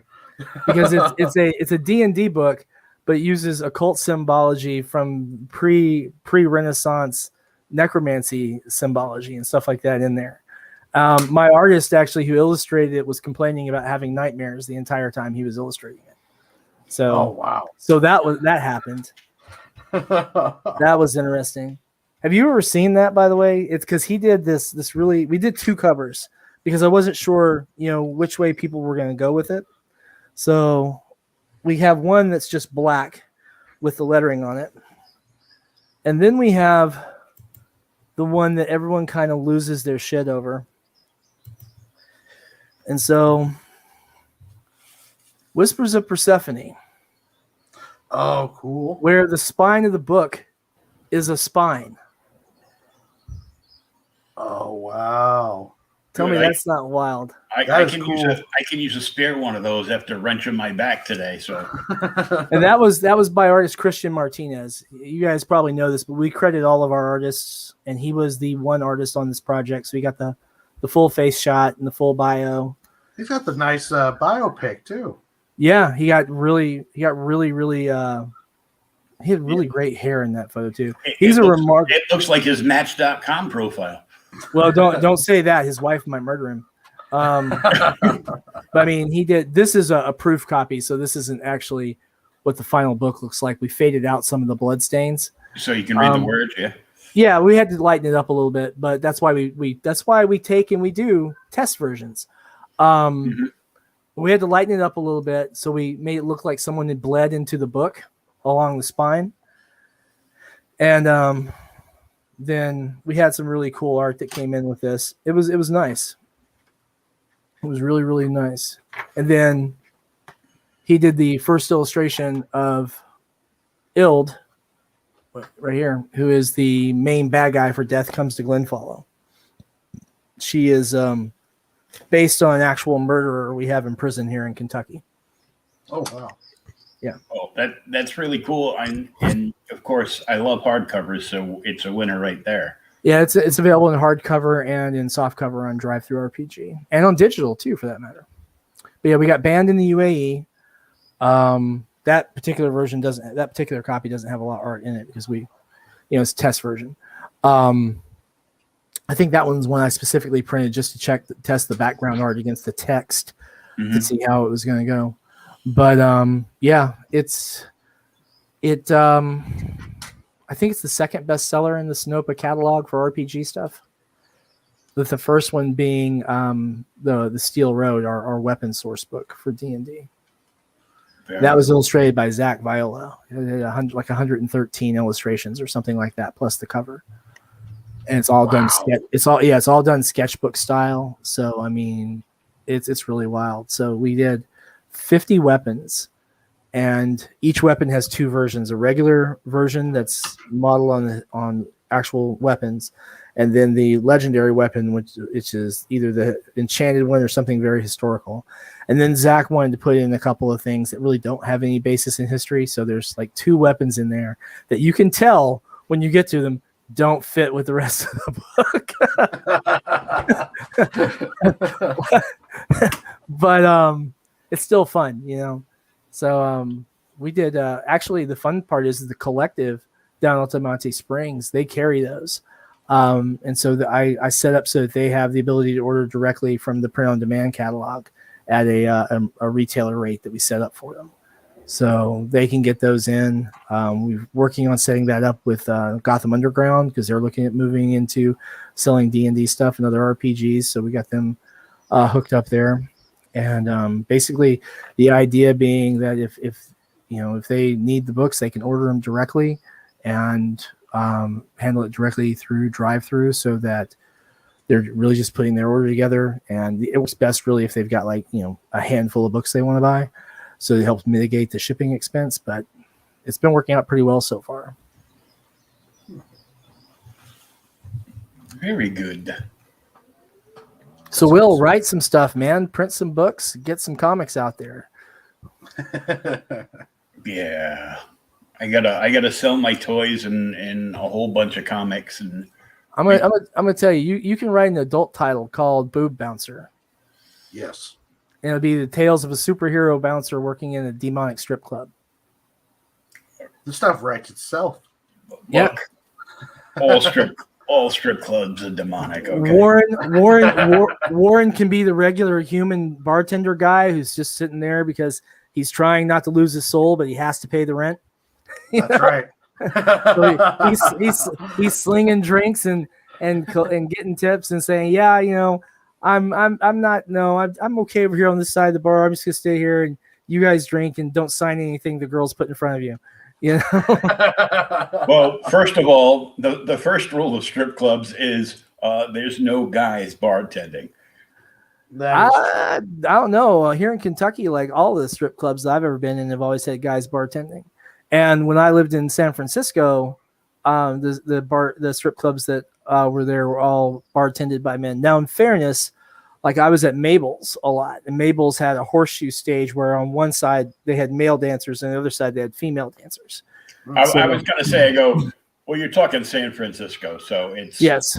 Yeah, all the Portland ones I've been to, but usually it's the girl that doesn't want to strip or the one that's been injured or along those lines bartending. Or the pregnant chick. It's always them. The bouncers are only the ones that are all dudes. Usually all the bouncers are dudes. They look like they're all part of a bike gang most of the time. Here, mostly the bartenders are usually guys. And then the folks who are waiting tables are usually female. Not always. It kind of depends on the place you're talking about. But we are having less and less strip clubs in Kentucky because they just can't compete with the internet.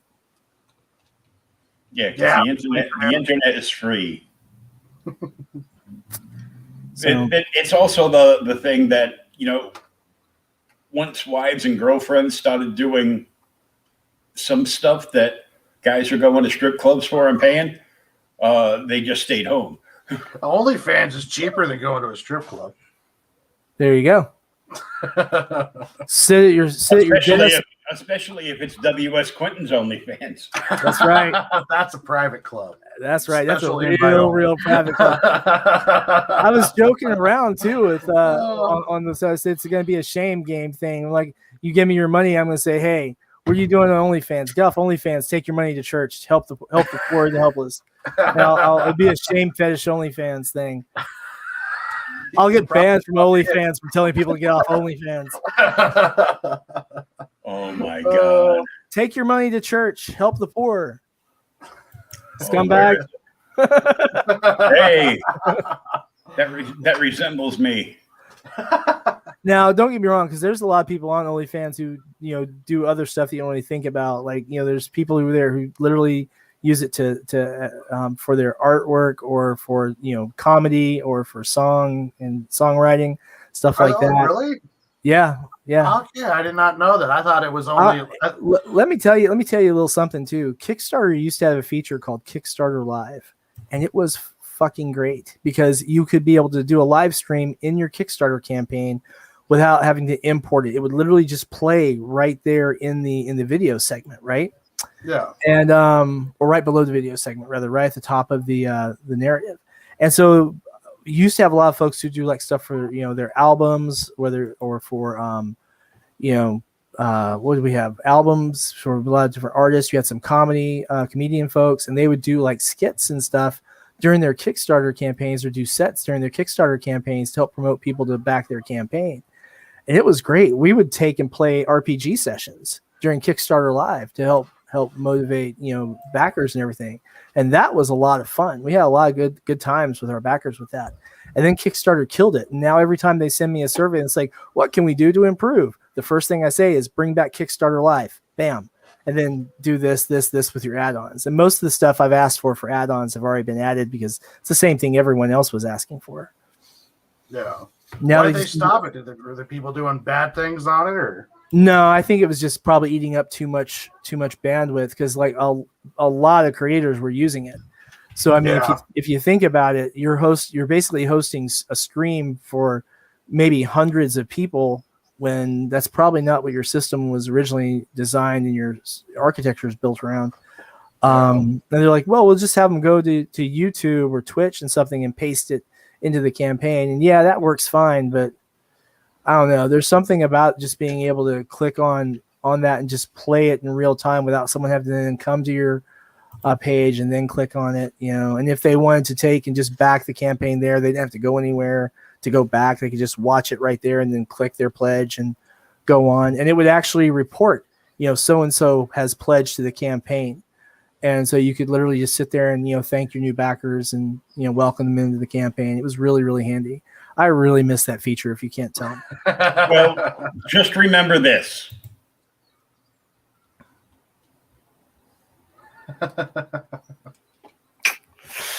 Well, I can't do the visual art stuff.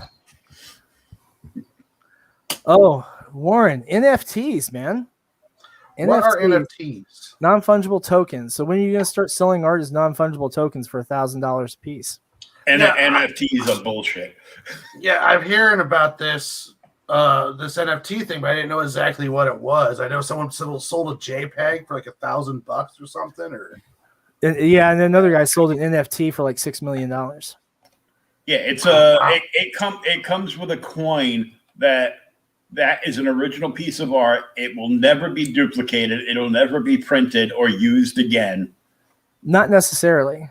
It's in the whatever you put in the contract. Right. But some of them don't do anything more than being the digital equivalent of a signed numbered, print. Really. Yeah. So you're being able to distribute it, and people are like, hey, I've got the very first of this digital image, or actually the second, because you'd have the original in your possession, right? So the very first NFT generated was this person's. The second was that, and on and on. It is a really weird idea. It does seem like an evolution, though, for digital art.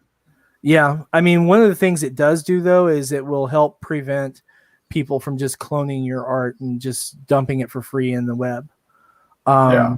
Because the second they do that, the embedded material from the NFT on that's going to tell on whoever did it. Like right now, I've got a problem with one of my books that got stolen. Basically, it's copyrighted and everything, and it's up on a free site that someone just took it. And I know exactly who gave it to them because it's in the PDF in the watermark from drive-through. I've got their actual drive-through number. So someone made a bad decision. Yeah. So.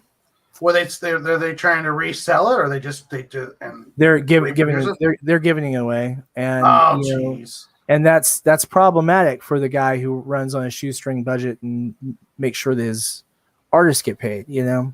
Yeah.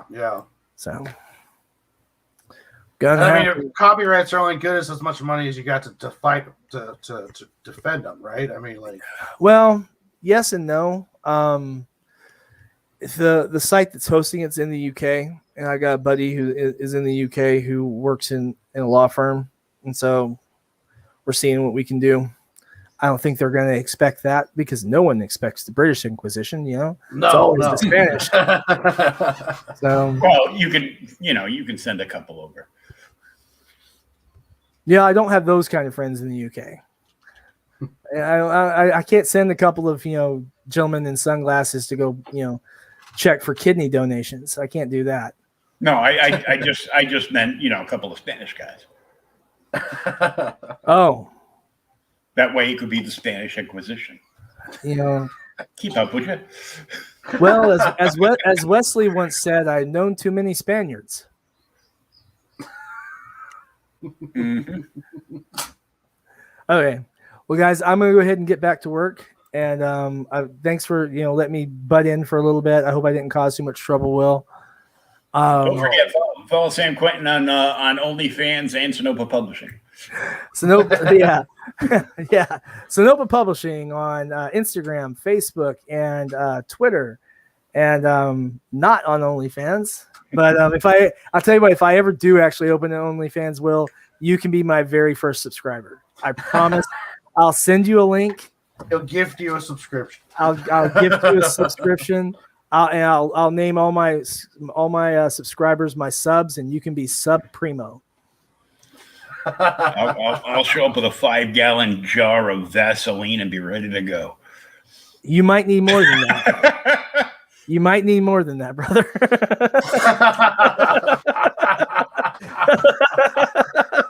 Oh man. I made him laugh.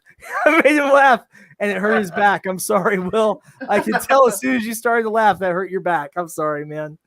I think Warren threw out his back laughing too. Jeez. I know, I'm about there. So, everyone who's watching this, watch for the wonderful artwork of Warren Brown coming to you in Dungeons and Dames, which is coming to Kickstarter in late April this year, 2021. Also hosting art from such notable persons as Aisha Ghul Saveh, Alexia Veldhausen, Nick Capone.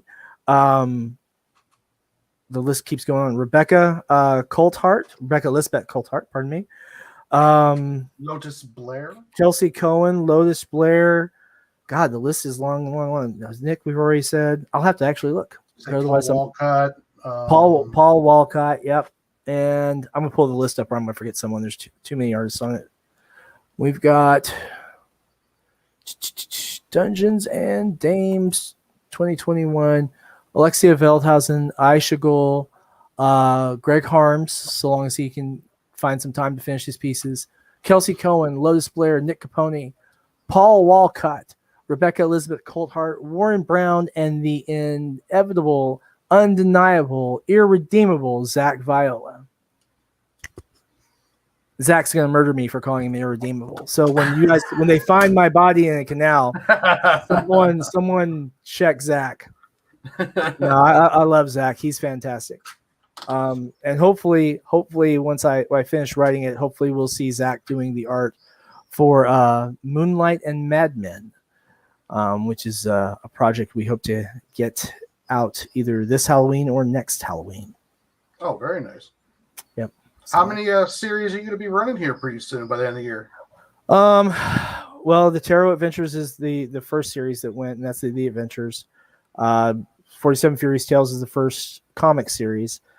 Dungeons and Dames, if it does well, will be the first art book series. And then we'll have the series we're not ready to name because we're still playing with the title with me and Nick. We'll have Super Willow, which is a kid's comic. And then there's a near future dystopian fantasy title that I have in development. Lord. And then there's a near future themed, it's fiction, but it's more of a near science fiction thing where it's based on the developments in space exploration and exploitation, and it's basically a comic exploring things are going to be like in the next few years as rocket technology evolves, as the commercialization of space takes hold, as we see more nations and corporations vying for their place in the next great frontier. Yeah, nice. So that's gonna be hard, but hopefully we'll do well when we get ready to bring that to Kickstarter, because there's a huge space fandom, and there's a couple of YouTubers that I want to get on board to promote it. So if we can do that, we should be okay. Cool. Yeah. So. Well, I'm always here. Yeah. Well, actually, Will, we might put you in Midnight and Mad Men if we have a page space for you. Gonna be a big page. Moonlight and Mad Men. I messed up my own title. Sorry. Moonlight and Mad Men. Make you a modern werewolf. That's gonna be awesome. Good. I got teeth again. You'll have teeth. You'll have hair, and then when the full moon wanes, it'll all fall out. Oh, great. For one panel, I'll have hair and teeth. Nobody will recognize me. I'll have to bring that picture forward of me passed out drunk on a friend's sofa at a beach party with my mullet going. There you go. But hey, seriously, get some writing done, man, and do the bouncer in the demonic hell club thing. You would be good at that. I think you could tell some really cool stories that way. None of them, dude. I would have to team up with Christy Shen for her to do the art and for me to write it, because it would be an strictly adult only that book. Sounds like a powerhouse project if I ever that heard does one. Man, that sounds pretty badass actually. That's one where I'm like, where's the Kickstarter? I'm gonna save it right now. get Steph to do a cover for it, just to make it, and then put Christy's on. I'd have to go under a pen name, because all the dancers that know me would be like, motherfucker, you told me you'd never tell anybody about that. We'll use the pen name Bill Roker. There you go. Perfect. Bill Roker. That's a pen name for you. Al Roker's whiter brother.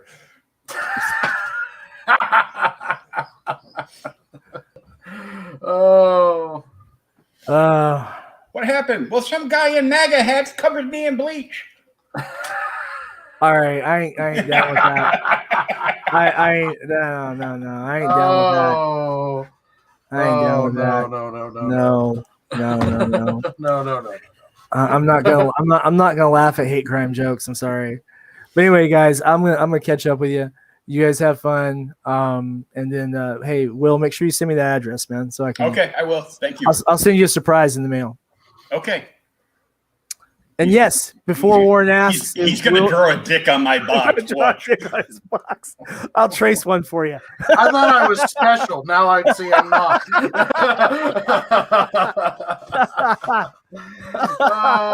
He's going to trace it. I won't be able to see it without my glasses.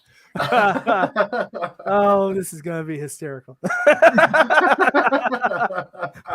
And that way, when you handle it, you'll know it was laying there. I wouldn't do that to you, Will. I wouldn't do that to you. I got this package in, but it's funny. It smells like ball sweat. What's this funny stain here? Oh, no.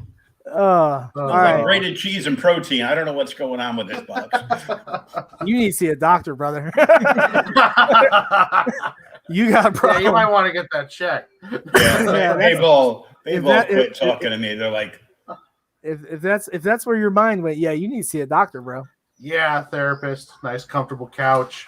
I was thinking of a urologist. You need to get some tests run. it smells like soggy sugar crisp.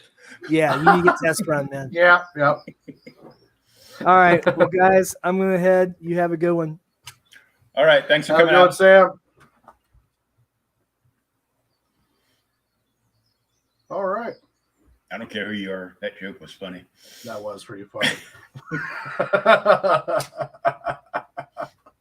It's not like I said I was going for a Subway sandwich at 3 o'clock in the morning. Oh, jeez, it's too soon. Yeah, it's never too soon to get a Subway sandwich. That is true. As long as Jared's not fondling me, I'll be okay. You're out of Jared's age range. Mm-hmm. Thank goodness.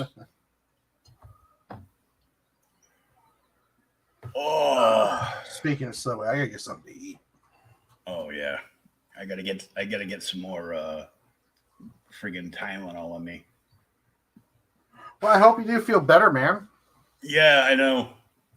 I think as soon as Pops read that, I was in the hospital, he had a mental breakdown because what am I gonna do if Phil doesn't show up this weekend? Holy! Oh yeah, that's right. ComCon. That kicks off tomorrow.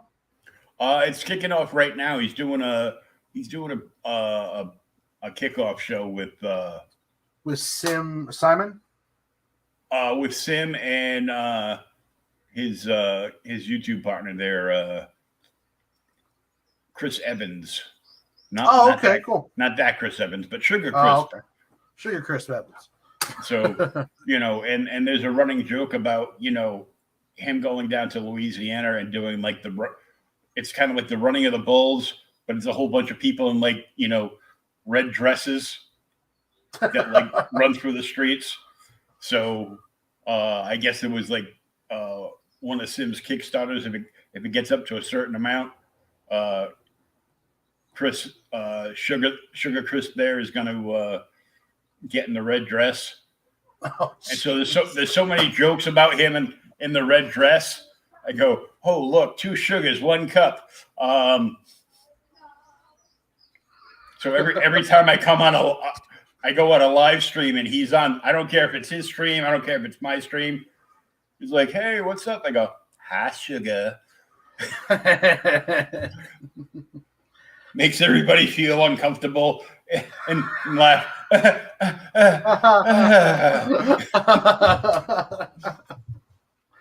Oh, it's like, don't worry, I'm not the old guy. I'm not the old man from the Family Guy cartoon. It's like, yeah, don't cancel the animated pedophile. But cancel a skunk that was enamored by a cat with a stripe down her back. I watched Quagmire drag unconscious women into his living room as a joke on the show. It's like, where's the line at? That's fine. Yeah, that's just. Yeah, they protect. All that stuff is fine because that doesn't break like Twitter's rules of engagement and crap there. Yeah, well, Twitter's rules of engagement are crap anyways. Yeah. Well, that's what happens when your CEO dropped way too much acid in the 50s. Well, yeah, and they're all agenda driven, trying to pretend they're not. Yeah, it's just garbage. Yeah, it's one thing if you're just open with your agenda, but like they're all agenda driven, trying to pretend they're neutral, and then they want to lash out when the money's not there anymore. It's like, well, it's capitalism. If people like what you do, they pay for it. And if more people like it than don't, you make lots of money. And if more people start disliking it, you stop making money.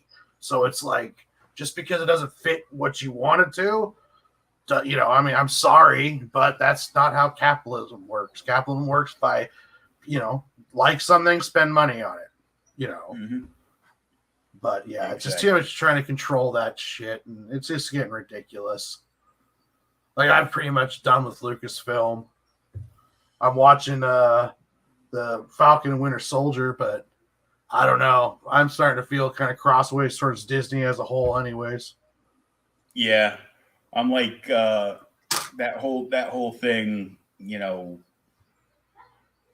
left a sour taste in my mouth, and then I found out like all those Dark Horse comic books that they said weren't canon are now being worked into canon, and they've like shot through the roof. Yeah. Like Legacy, like the first issue of that's like 180, like basically $200.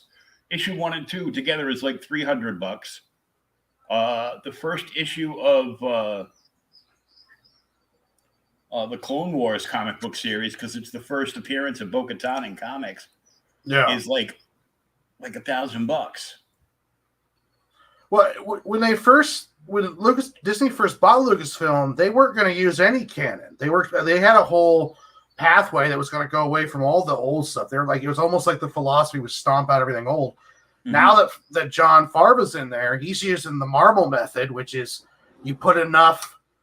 You hire creators who create a story with enough lore and love where the fans go nuts. But it's someone like my brother who doesn't like any Star Wars at all. He watched both seasons of The Mandalorian, absolutely loved it. Didn't know what was going on, didn't know any of the characters, but it's a good enough show that even no fan is like, I like this. But then I'm sitting over next to him like, oh, what he said there, that's connected to this and this, and I'm getting all excited. And they were the failures at DC and the early failures at Lucasfilm with Force Awakens through The Rise of the Jedi are all examples of essentially not caring at all about the lore of the fandom.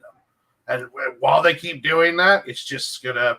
And now DC is moving all the price point on their books up to $6. Yeah. And there's one, and I can't remember the name about it. It got brought up earlier the other day in a different stream. I can't remember the name of it, but it's like 48 pages or something, but it's like $10. Yeah. And I'm like, well, they're getting closer to Kickstarter prices. I'm like, dude, really? And that Children of the Atom thing that Marvel released is utter SJW garbage. It's another case where they put one of these, garbage writers in that they self-insert themselves into a book. Yeah. And they redo all the X-Men characters by calling them a different name and, gender swapping and tokenizing them and everything else. So they, the writer turns herself into Gambit with a would-be Gambit costume, but calls herself something else. And she's got these two big, Afro puffs on either side of her head. Yeah. So I guess, she's half Princess Leia and half Gambit. There's, all these other characters, and they're all garbage. And she's like, goes, well, one of them has a TikTok, and one of them's got an IG workout. And I'm like, would you come here so I can slap you? Well, the sad thing is that none of these topics are bad, out-of-line topics. It's just done so poorly and ham-fisted with no kind of passion or love at all, to the point where it's just like, this is turning more into a pamphlet, like a flyer, than it is a comic book. Like, I have no problem with any of those progressive-like topics being handled in a comic book, but just do it with some respect. Do it with some love. Like, give me a character that I love, that I care about. Like, not like, just if you're going to do that, don't make it the X-Men. Make your own characters. Yeah. Well, I'm sorry. You're that shitty of a writer. I understand that you have to, piggyback your terrible ideas onto something else. I'm like, no. And then, of course, one of the characters is, instead of Colossus, it's just a big fat dude in a spandex costume. Yeah. Which, as a big fat dude, that's just wrong on every level. There goes your webcam utility again. There we go. I'm like, that's wrong on every level. Spandex is a privilege, not a right. Okay? But, it's just like, I remember I saw an article of Stan Lee, and he was talking about how he was surprised people are still using his characters. And then I saw another stream, I believe it was, Larry was talking about with Batman. It was like, Bruce Wayne is Batman. And there is something about that. It's like, you're in a situation like you're damned if you do, damned if you don't. You can't take Peter Parker and make a new Spider-Man, and even if you do make an interesting one like Miles Morales, which is a great character, but you still have to bring back Peter Parker. It's like people just can't give up those characters, so they can't move on from them. And then if they try to change them and do anything else, I mean, unless it works good, it just turns into garbage. You know. And then if not, we're getting another reboot. Like DC will go through and they'll call it the new 45 this time or something, or like, and then, you know, DC, like, I know people don't like manga, but I don't. For the life of me, I cannot figure out why they don't look at like the template of a Shonen Jump series and take Superman's son and kind of put it in that template where you have the young heir to a big power and he's facing these big enemies and he has to do it. He does it with like this sort of feel good kind of Superman charm. Instead, it's like, no, we're going to instantly age him until he pretty much just looks like Superman, except we're just calling him something different now. Like we're calling him Jonathan Kent instead of Clark Kent, you know. And it just seems like they don't want to take any risks on anything, you know. I like Damian Wayne. Let's give him some chance to breathe a little bit, you know. Well, they did. That's what the issue prior, though, the Batman 106 was all about, of bringing out Damian, not being Robin anymore, and putting him in. You like this? They put him in the gray costume. Oh, did they really? Yeah, like black and gray. Like the Frank Miller one, right?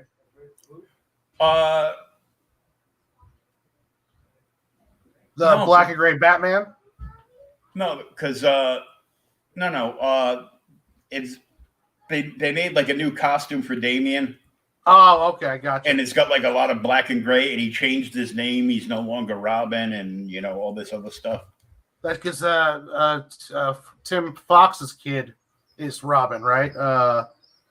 Lucius Fox's kid's Robin, or is Batman now, right? No, that was for the future thing.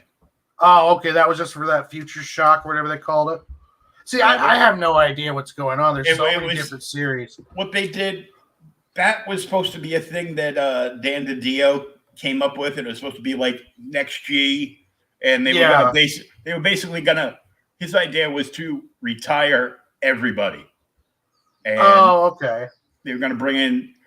Basically doing, the next generation, which they've done like a million times before. Yeah, and it never sticks because people want their Bruce Wayne as their Batman. They want their Peter Parkers, and you get some good stuff like Ultimates. Yeah, but they did this as like a 2 month. It was a 2 month. It was a 2 month run. So there were like a few. There was a few books that actually launched out of this. Like they had like a new. They did a completely new take on Swamp Thing. Okay. And they're launching based off of that version of Swamp Thing and the characters that were in that book. Those couple of issues, they've launched like a new Swamp Thing title. It's only supposed to go like 10 issues though. It goes, it's an ongoing series. I go, if it's only going 10 issues, it's not an ongoing book. No. It is a mini series, or you can call it a maxi series. I wonder if that's going to tie in. I heard they were going to launch the Swamp Thing series that got canceled on HBO Max. I'm wondering if that's to tie it together. I think that's just a rumor. Oh, because critically, the Swamp Thing series is really good, so they might try to bring that back. It was fantastic, but they screwed themselves because nobody paid attention to anything that they were doing. Well, yeah, they were doing. I'm glad that everything's getting consolidated on HBO Max now. Like they're bringing all the DC stuff over because it just got to be too many streaming services, and DC didn't have a good enough template to have their own streaming service. I'm sorry. Now that template is just like the Marvel Unlimited. You can pay them like $7.99 a month, and you can go and read anything you want. Which is kind of like what the Shonen Jump method is too. And what they were battling, Marvel and DC were battling back and forth on their digital platforms, because for a while it was like you can read anything you want, but everything is 6 months behind. And either Marvel or DC upped the game, and they're only like 3 months behind. And I'm like, dude, I'm like 6 years behind.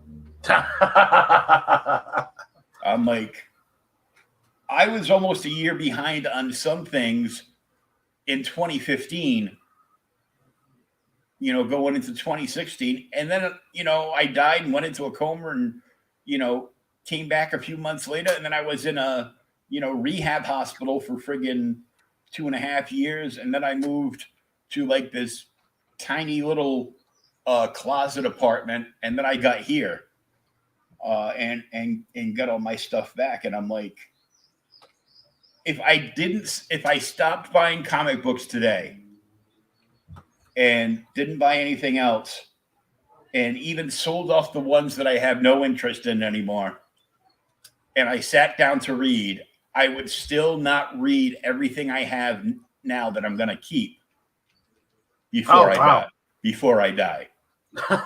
Wow. I'm streaming, or at least trying to stream, like 5 nights a week. So, I'm loading stuff up for that. I'm like so far behind in doing like, any video reviews. Plus I just started doing reaction videos too. Yeah, I don't know how you keep that up. I tried to do 5 days a week, 1 week, and I got to Wednesday, and then I disappeared for like a week and a half. I can't deal with this shit. Yeah, I couldn't do it. But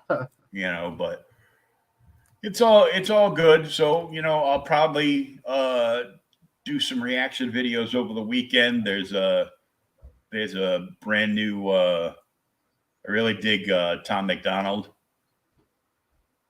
And he went and did like a rock song like last Friday, which blew my mind. It was like, that song is my fight song. Like if I had a punching bag here, I would just put that on like instant replay and just tape my hands up and just beat the hell out of a bag for like an hour. Yeah, he's got quite the interesting story on his rise.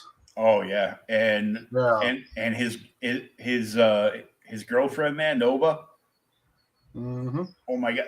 That song that they released last week, No Good Bastards, as blown away by everything in that song I was. She was the straight flyer of that whole track. Yeah. Like she came on and she spit bars, and her cadence was like unfreaking believable. And I'm gonna have to check that out.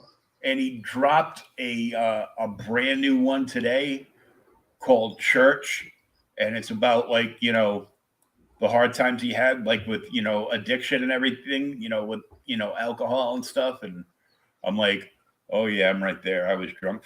I stayed drunk for like 20 years. So yeah,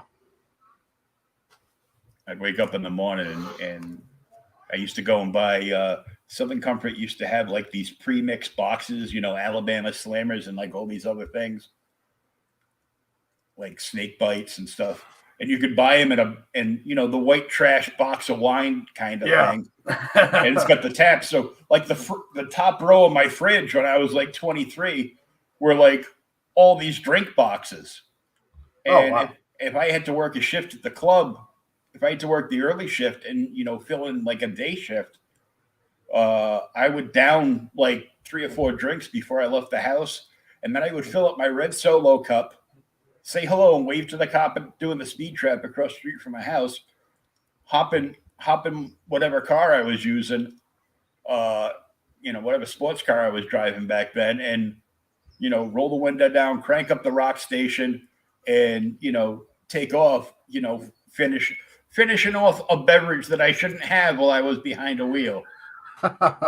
Don't drink and drive, kids. Yeah, it's bad for you. Yeah. I'm just worried now that I could get a DUI in a wheelchair. So I got lucky that I did all my partying hard stuff when I was in the Army, and you have that little buffer around you, military police watching your back, and they're more willing to call them than the real cops, and not quite as the same when I got back to Washington. Even though that military ID will get you out of some trouble. Yeah, unless I busted a bunch of kids more than once that were using like fake military IDs, and I could tell they were fake because, you know, and they did a good job on them. Yeah, I mean, kudos. You did a good, they did a good job on them. They went out and bought a laminator and everything to get these things done so they can get into bars and stuff. The problem they made was whoever's military ID that they stole and copied from, they left the back the same. Oh, yeah. And as you know, the back is the birth date. And there's no way these 9 young dudes coming in the front door of the strip club were all born on the same day. On the same freaking day. Hey, what's up, Max? Hey, I was right. I tagged him in my Twitter share for this, and I'm like, they go, yeah, at Lunchbox Max might actually show up in the chat this time. Oh. Yeah, I never used the military ID to get into clubs. That was always the one I would pull out when I got pulled over for speeding. Mm-hmm.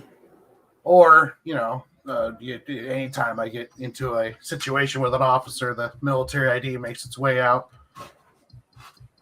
It's like, here you go. Oh, yeah, they love that shit. Then they start asking you questions about where your duty station was. And before you know it, you're just getting off scot-free. It was pretty nice.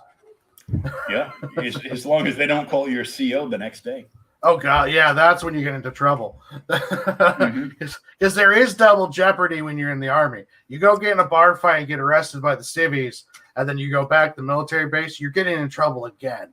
Like, they're going to get you in separate Army trouble. You'll still get civilian trouble, but you're going to also get your Army trouble. Awesome. So you've got 3 chapters of Sig and Joe up on Webtoons Canvas. Yep, 3 chapters are out. I just dropped a midweek update today, thanking people for my 27 new subscribe or 27 total subscribers. And oh yeah, Max has a great story about his dad. My dad was a named that. He got drunk once and pissed on the Alamo. He was escorted to the border and politely asked to never return to Texas. Yeah, I don't know how it is now, but yeah, you show the vet card, and yeah. Anyone else would have been shot, I'm sure. Well, in Texas, yeah. Yeah. Yeah, 3 chapters out. 4th one dropping next week. Story's going along quite well. It's amazing how fast you catch up, even though how much of a buffer you make for yourself before you start. I'm already starting to get caught up. Like, I'm painting chapter 5 now as I'm lettering chapter 4 to drop it next week. So I'm glad I didn't do a weekly release. The 2 every other week is actually working out decently. I can kind of keep track on that. But yeah, it's getting a lot of buzz, a lot of fun. It's going good though. Yeah, getting some traction, and you've had lots and lots of eyeballs on it. So yeah, that's every day someone's looking at it. So and that was even before I was promoting as heavily as I am now. Yeah, every day someone goes through the list looking and then sees it and then takes a look at it. And it's not equivocally as many subs, of course, but it's also no one's like pissing on it. So that's also a good thing too. Yeah, it's still keeping like a good star rating and everything. Yeah, a lot of people who've been reading really like the humor. It's coming through good, and Max editing has been a big help on making sure that it's all legible and looks professional. And Yeah, it's been a lot of fun. Yeah, because there's like so many people that go up on that site, and it's just crazy.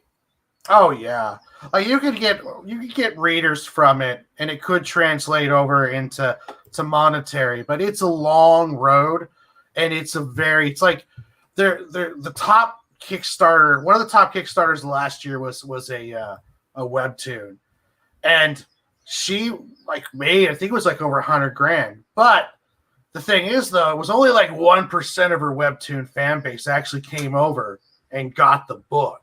So yeah, that's a pretty crazy. Like it's like you're only going to get 1% of your audience is going to buy something.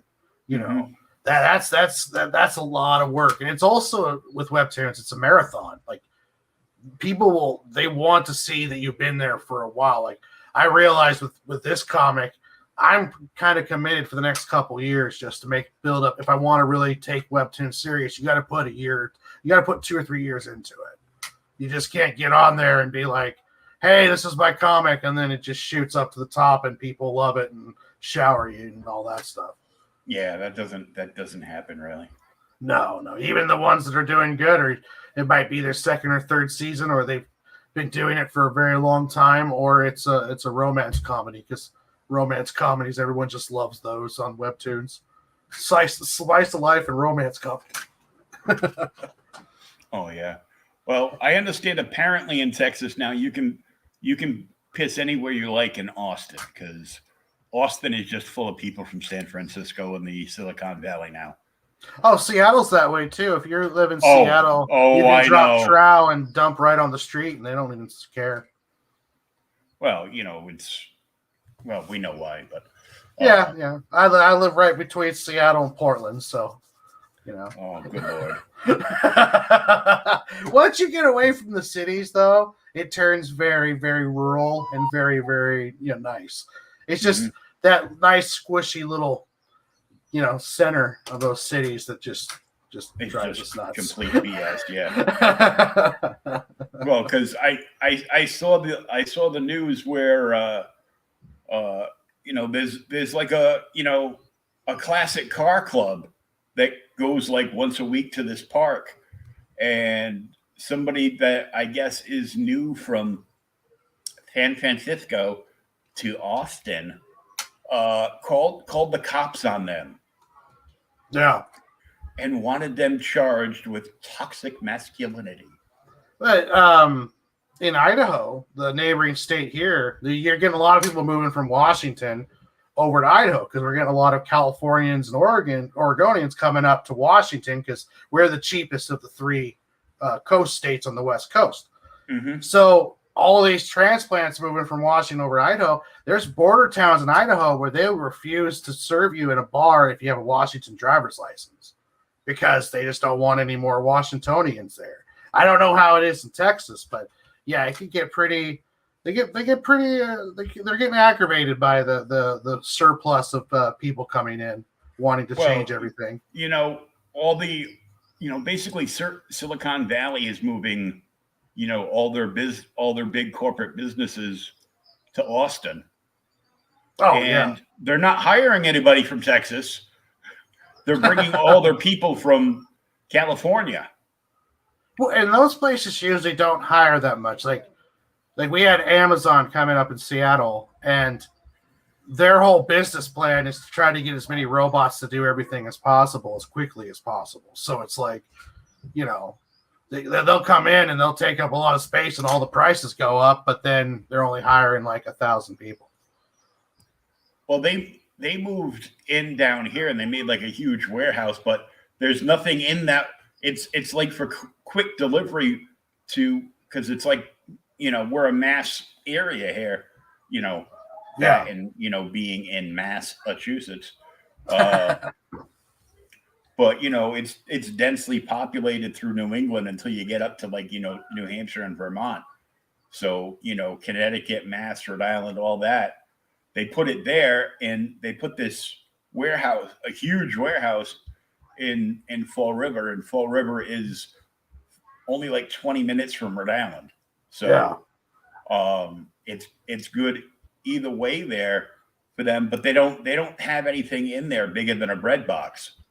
So it's all, all smaller items, but anything smaller like that, they get out quick. And they probably hired like a few thousand people. Yeah. When they first opened there, they were like, offering, the pay that everybody at McDonald's wants. I want that $15 an hour pay. I go, yeah, that's why that's why even the fast food places are starting to create robot state ordering stations so they can get rid of a whole bunch of they're once it's like mandatory, this whole mandatory thing, what it's going to do is it's going to make unemployment go through the roof, because all these people are going to end up out of work. Like all these businesses are going to close down. They're like, we can't afford to, pay somebody like $15 an hour. Well, here in Washington, the minimum wage is up to $13.52 right now, I believe, or 56, and Seattle's at 15. And so when I got out of high school, I was happy to make $8 an hour, and that was about minimum wage then. Well, and now I feel friggin' old. And then now it's like you can make 13, but it feels like less than when you were making 8. Like just because we're at 13.50, but you can't our full time is only at 32 hours. They took 8 hours away, so you get overtime after 40, but you're considered full time at 32. And now you can't be a single parent and live off of just full-time minimum wage. The rent is you can't find a decent apartment for under $800 here, or for under $1,000. And if you're going under $1,000, it's going to be pretty crazy bad. It's the inflation has gotten so sick around here. It's I can see why people are leaving. California, it's even worse though, but Washington is the real. It's almost like it's getting to the point where they don't want us to live here anymore. It's like, go, just leave. They don't, because, fires and all. Yeah. And California's even worse because, and Max. And that's with no pets. Yeah, no pets. Guess that means I can't bring my daughter's mother with me. I haven't read that article yet, but I have heard about that guy getting canned. It was something to do with cancel culture. He had something on one of his Kickstarters or something. Yeah, that was pretty crazy. Kickstarter canning one of their executives. Oh yeah, well, there was this woman. I don't know whether she was a reporter or she'd just been hired, and they fired her, for something she tweeted like 10 years ago. Oh, geez. It's like, look, if the first thing you're going to do is dig back like 20 or 30 years on all my social media, man, you ain't going to have to go back that far to find something offensive. But, man, I'm like, Well, there's no road for redemption. Like it happened 10, 15 years ago, but they're not paying attention to anything that happened between then. It doesn't matter because you can never appease the mob. They will never be satisfied with anything. Well, also too, it's not driven by any kind of virtue. It's about clicks, and they're monetizing it. They're trying to get that power and those clicks and that influence and that look. And so that's why it's always so weird. It's like 1 minute they're going after Pepe Le Pew, but they don't say anything about anybody else. The campaign, it was an anthology with one of the guys. Had interaction really? In the past on. So it wasn't even his fault. It was someone else that he was working on the book with. I mean, that's on his tabletop RPG show. Oh, everyone freaked out. Oh my God! It wasn't Sam, was it? Oh no, it wasn't Sam. I'm kidding, Sam. I'm kidding. Careful now. I'm kidding. But.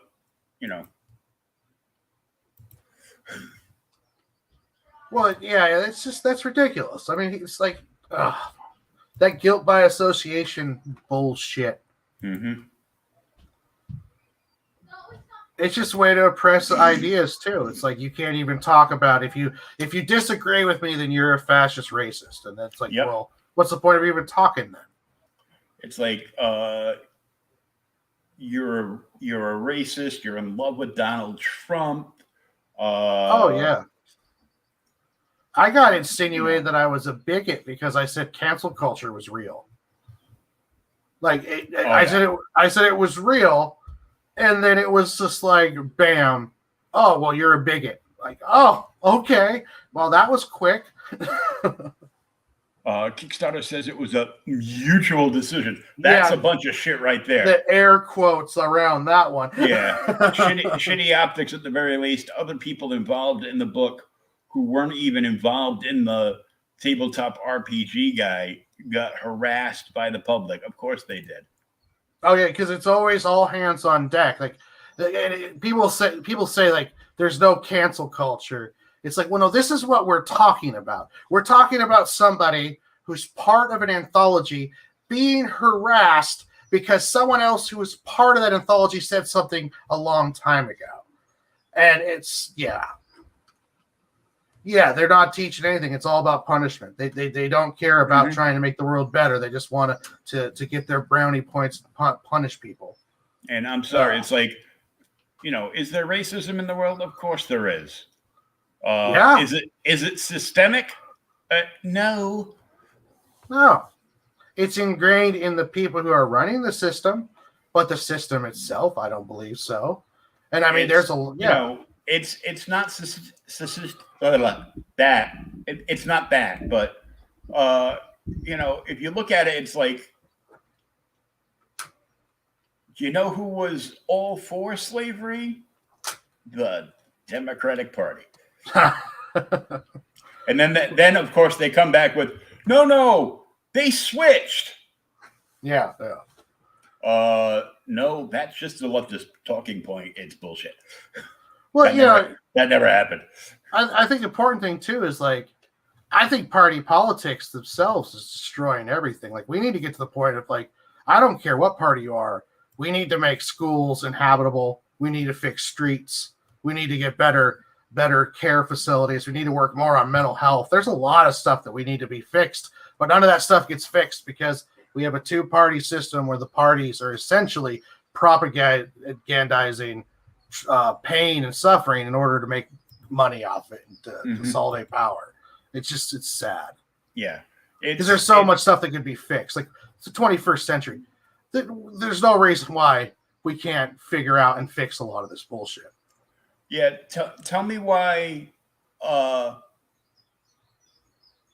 illegals coming over on this border crisis that, of course, the White House won't admit is a border crisis, are being put up in hotels and various other things, but they're not, the government's not doing a damn thing to help out our homeless veterans. Well, yeah, I mean, San Francisco or LA, they were building studio type kind of living inhabitances for homeless. Mm-hmm. And after all of the bureaucracy and all the crap, they're up to like $500,000 a piece on per unit. I mean, that's absolutely ridiculous. Yeah, well, that's like, toilet seats cost $200, hammers cost $500. I was working for a company where we manufactured and fabricated in-harbor tugboats for the Navy. They had a contract, and we were making those. And then a lobbyist comes in, and whoever is in Washington, D.C., who's handing out Navy contracts, he decided to give the contract to his buddy in Los Angeles. Well, here's the thing. They never touched the boats. They never shipped them. They didn't do anything. The only thing that changed was every boat increased by $100,000, and that $100,000 went to that person's friend who was deciding the contract. So it's like taxpayers were being charged an extra $100K per boat just so that somebody who never touches them, sees them, or does anything with them, it just goes into their pocket. And that was right before the business went under because the 2008 recession hit, and when that hit, everything went to tits, and we lost lost the contract there, and we lost that company, and yeah, that was a fun time. Well, Max, speaking of American History X, I think all the kids are like the last couple of generations, like all their like, disrespect and all the crap they pull. I'm like, because they don't think anything can happen to them. One of the major problems in my eye is, kids nowadays don't spend nearly enough time picking their teeth up off the sidewalk. I think someone said that like once this COVID stuff ends and we can get back into like going to conventions and stuff along those lines, a lot of these keyboard comic book warriors are going to be pretty damn quiet when you start getting face to face with people. Oh yeah, they won't say anything, but they'll run. They'll be running around texting, and posting like complete bullshittery. Well, I mean, you could talk to Larry. He got kicked out of that convention in Canada for defending the voice actor. I believe it was for defending the voice actor. I don't exactly know for sure, but that was a bunch of bullshit. I mean, I live, I'm close to Portland. Sometimes I worry about even taking any of my comic book stuff down there because, I'm a white cisgendered straight male. So they're going to hate me before they even look at my comic book. Give me a break with that crap. I can't even know. It's hard to believe that I even know those words, but it's spoken quite regularly. So, well, around you it is, yeah. Oh yeah, I'm living damn near in the epicenter of that shit. Yeah, you're like in the eye of the hurricane, dude. Yeah.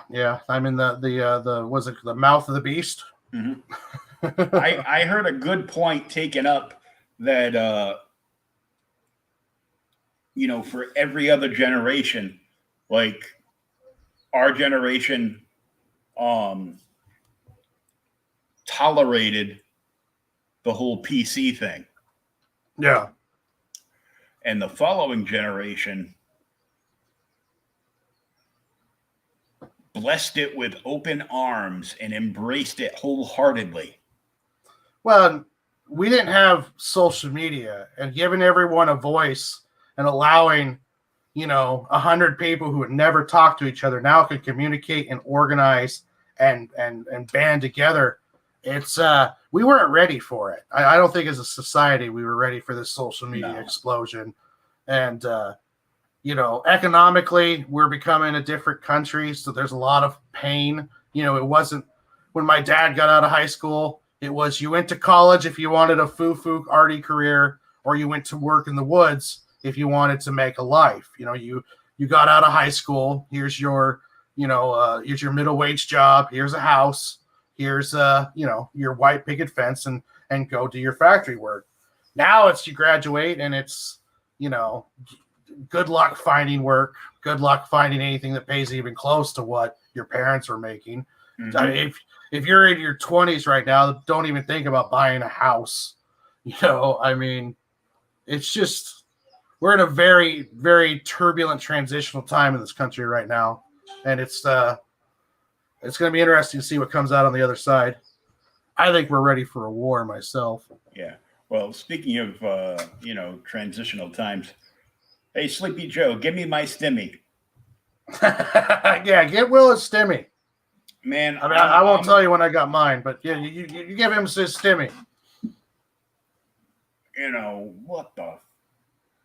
I'm on supplemental Social Security because he goes, well, you are disabled, but you don't qualify for disability. Why not? Yeah, how does that work? Because we have to look at the last 10 years of your work history and see that you've worked for at least the last 5 years. You go, well, I've been in a hospital for the last 3. Yeah, so you don't qualify. Oh, geez. I'm like, motherfuckers. And there's people in California with face tattoos getting disability. Don't get me started. And no, we don't want to go into that. Like undocumented that means illegal, that come here, once they get in the system, they're getting like almost like $3,000. They're collecting like almost $3,000 a month, plus, getting housing and medical and everything else. I'm like, $3,000. I got to live on less than $1,000 a month. I get like, $850 a month. That's it. I'm done. No.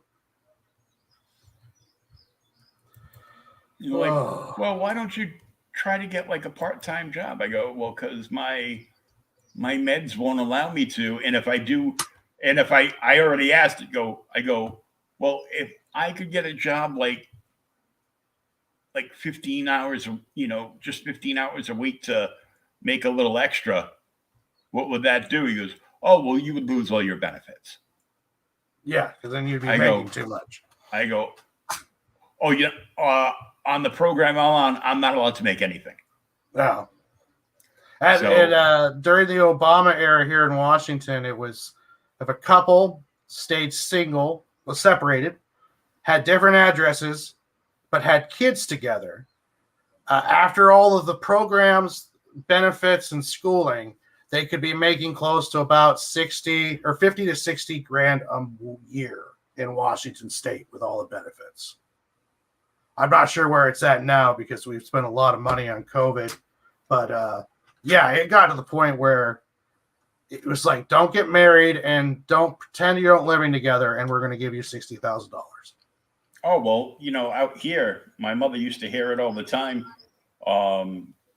When I was little, my father, took off, and every time she went to go take him to court, the woman would tell my mother, the worker would tell my mother to get a live-in boyfriend and then just lie and say he doesn't live with you, and you can collect a lot more. Yeah. They're instructing people how to do it now. Yeah, it's like, it goes, well, that's why there's no fathers. That's why there's the fatherless rate is like through the roof, because they tell they tell a woman that isn't in the best financial situations, like, well, kick the father out of the house. We'll take him to court for child support, and you'll get paid like enough money to stay home and never work. Yeah, Washington, if it is not a good state to get a divorce in, that is for sure. If you're a man, no state is. Well, if you're a man, well, it depends what state you're in, because if you're like you said, to quote you, if you're a white cisgendered straight male, thank you. Yeah, you are. I prefer you're about to get your insides pulled out in payments. It's like, well, you're here for child support, and I see you were never married, but she got accustomed to that lifestyle, so now you have to pay her $1,500 a week. Yeah. Oh, and she's taking the house and your boat. Mm-hmm. Oh, and part of your pension too, and your retirement when you do retire, but you're not going to now because of payments. This is how bitches get shot. It's like I'm not saying it's right, but I understand how someone can get in that mindset. Yeah. Well, I'm not saying it's right. I was never married. I got a daughter. They pulled custody off of the mother and, granted me custody, which was up until the time, I was in a coma. Yeah. And it wasn't until well over a year after that, Mother of the Year showed up and wanted to see my daughter again. And I'm like, really?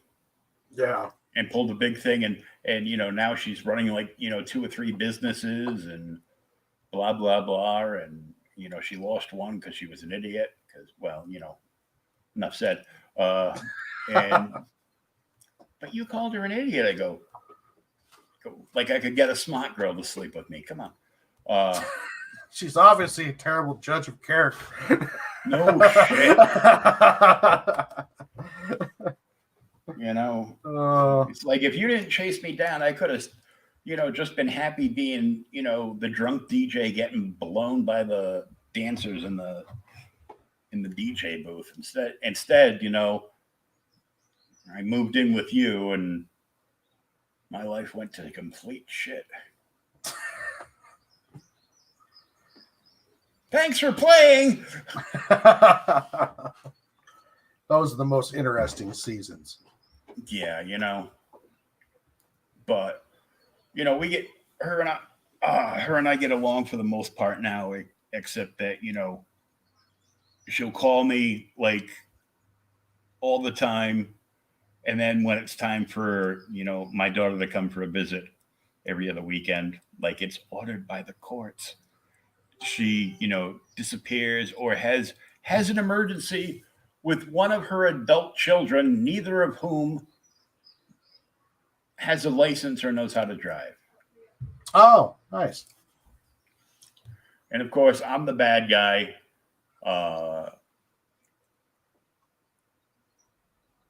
And of course I'm I was also labeled the homophobe because her oldest son came out as a woman. And I flipped out because I got a text from my daughter one day stating that bullshit credo of trans women are real women. I texted her back. I go, who the hell is telling you this BS garbage?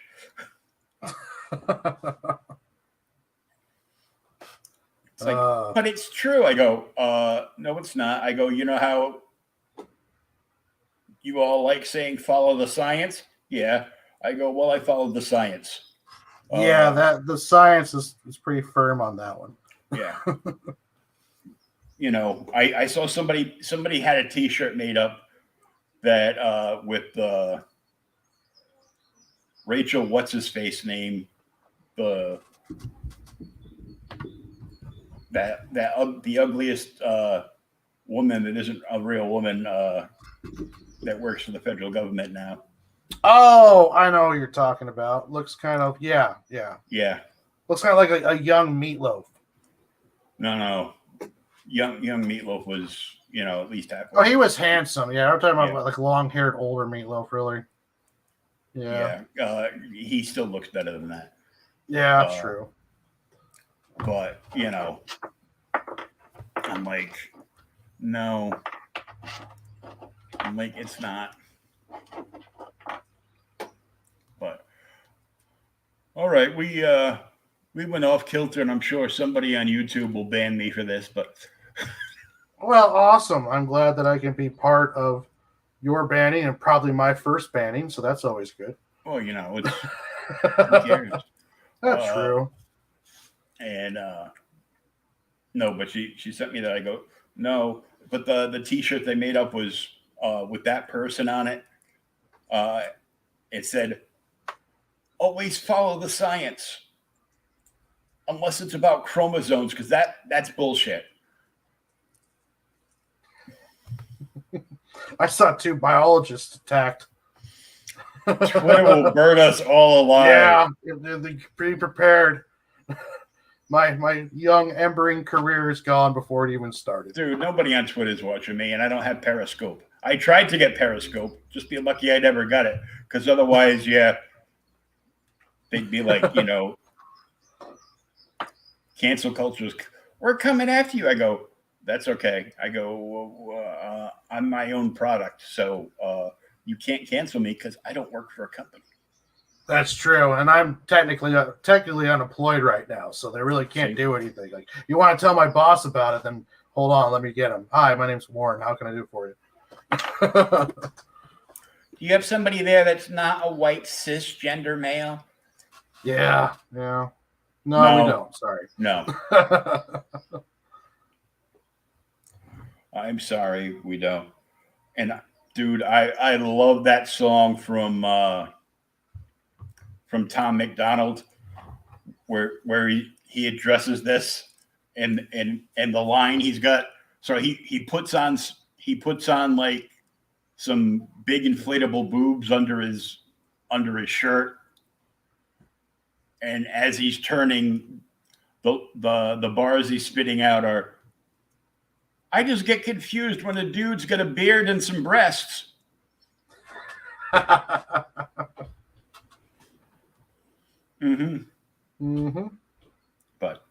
well, I am glad that you came on. I'm glad that W.S. Quentin came on, and hopefully nobody will offer him $1,000 for his OnlyFans, because that happened on our 100th episode. Yeah, that would be creepy. He just kept. No, some dude actually DM'd him. Yeah. Can I get on your OnlyFans? Yeah. Wow. And I'm just like, It was bad enough I couldn't get Pops and him to shut up the entire episode. So, but hey, thanks for having me on, man. This is awesome. When I didn't think we were going to be filling up a full 3 hours. I was like, oh god, I hope I had enough to talk to him about for at least an hour. But yeah, I'll just make shit up to talk about, and then we'll invite some. I'll do a Pops thing and just invite somebody that's in the chat to come on. If Max would show up earlier, we could have just had him on the stream too, Well, we're still working on his internet for his situation too. So, but we'll definitely.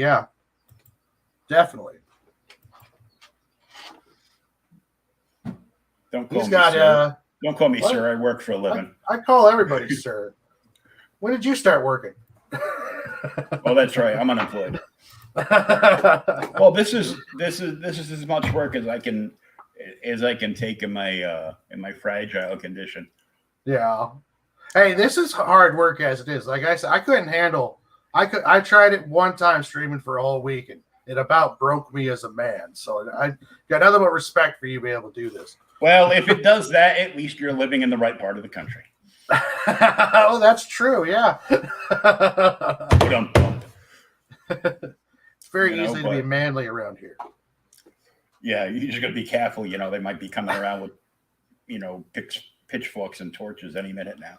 Oh yeah, this is. I'm like right in the center of cancel culture. So yeah, it could happen at a moment. You don't even have to do anything. You just be standing close next to somebody, and you can end up getting canceled. Could you answer this question? Well, let me circle back to you on that. Yeah. They're already got 1 foot in the cancel door just being a white cisgender male. Yeah, I got a big kick out of that line because it's they're stupid, they're idiotic press secretary. Every time the question's asked that isn't a predisposed question that they told the press corps to ask. We'll just have to circle back on that one. I'll have to circle back, and they use that circle back line in Falcon and Winter Soldier, and I'm like, oh man. I don't even know why she has to circle back. Just blame it on Trump. That's what you're going to do in the long run. So just to say, like, why is this terrible thing happening? Oh, it's Trump's fault. They keep blaming him for stuff, and they keep saying circle back, which just means, yeah, I'm not going to answer that. Yeah, we're not gonna answer that. It's which made me laugh. Like a week or two after they were in office, and her with all the circle back non-answers, Kayleigh McEnany hit up all the social medias with a big banner across her picture. So, do you miss me now? They need to make a parody of that, like that holler back girl with Gwen Stefani, but we'll just call her circle back girl. Mm-hmm. And just we need to get a parody working on that one. Oh, well, I'm sure I can grab just the music track of that. So get the instrumental track of that, and just do it like a bad karaoke. Yeah, I'm terrible with music, just like with colors. Music, I'm tone deaf and colorblind, so. Oh, jeez.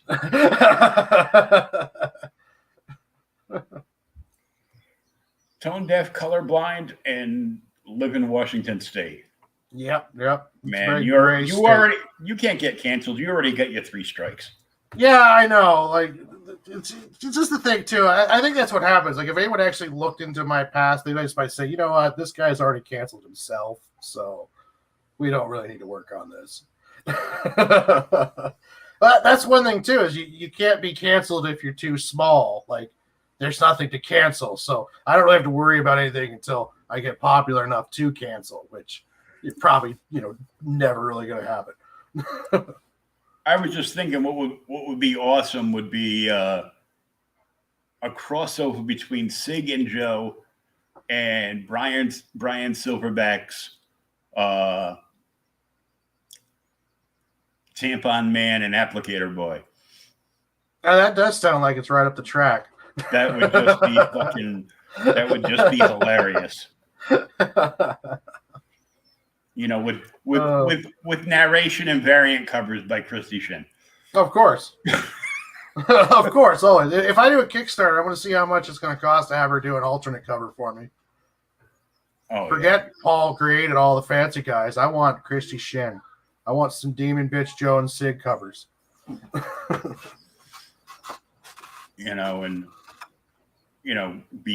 Basically be Joe trying to run to rescue Sig as demon bitches, literally smoking him. Yeah.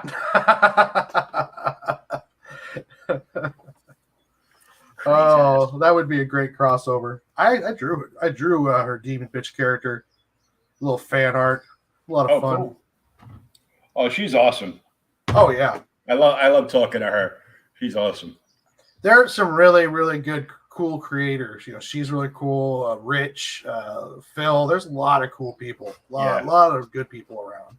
Oh yeah, I stumbled onto Rich Parada's stream because he was actually, I didn't know he was doing it until Dustin told me that he goes, this is the variant cover Rich is drawing for Greed. Oh, wow. Dustin Brunel's book, the guy that is the listener. And I'm like, oh shit. You mean I actually have to buy a physical copy of a book from you now? Yeah. What the fuck? Oh. And he's such a humble guy too. Like, yeah. Oh, Rich is great, and he is. He's awesome. And I put in. I go, dude. I'm so excited to get my Incantessi package. Oh, I am really excited about that one too. And he said something, and I'm like, why the fuck don't I have it yet? Where is my book? I know he got the prints in a couple of days. He got the prints and the soft covers in a couple of days ago. He was waiting for the hard covers, and for all I know, he's already inked all our pages because. Yeah, I'm like, I know he got mine done. He works so uber fast. I'm like, holy shit, dude. Well, that's that pro stuff too. Like the Kubert art students, they're drawn 12 hours a day, 7 days a week. That kind of work ethic is insane. They go like, balls to the wall because, if they work for, a Marvel, DC, Image, Dark Horse, Boom, like that, they have to be able to pump out, like 22 pages in like under a month. Oh yeah. And the pencil has got to get his shit done in like the first week. Then the inker's got the second week to get the inks done. Then it goes to the colorist and the letterer. And by the time they're all done, they're just getting shit in under the wire. Yeah. Some of those series, you see them, they won't even start publishing them until they're all done. Yeah. When they bring them in for those like special 5-issue team deals. Mm-hmm. It's crazy. But speaking of which, I'm going to go pump some more drugs into my body so my back can feel a little bit better. I know you got to go grab something to eat. Yeah, get something to eat and smoke some weed. I'm gonna rest up and finish reading that Jim Starlin Thanos hardcover that I showed on my feed last night. Ooh. Thank you, Max, for stopping by. Thank you, Sam. Dude. Max Awesome. and Sam.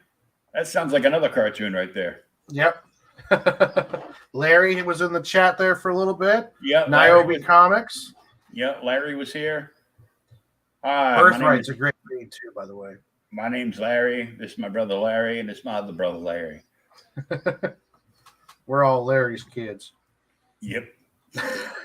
Where you from? We're from Canada. We're 80, you know. Oh man, everybody I know from Canada, when I give them what are you doing, eh?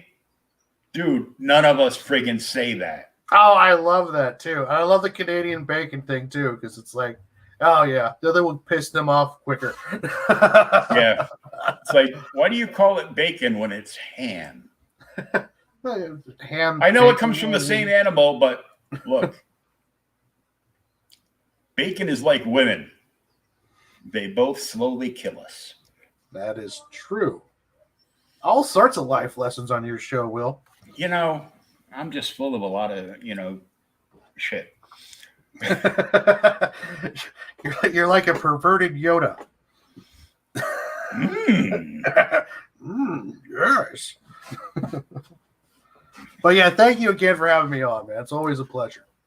Always a lot of fun, and we will talk to you soon. And good luck over the weekend. I know you got a spot over on Pete's Indie Show, so that'll be good. Get yourself some more spotlight. Little spotlight on the Sigs and Joes, and this is gonna get ripped down as soon as I wrap the episode, and it'll go up on Age of Radio. And I found out you can actually get this on iTunes.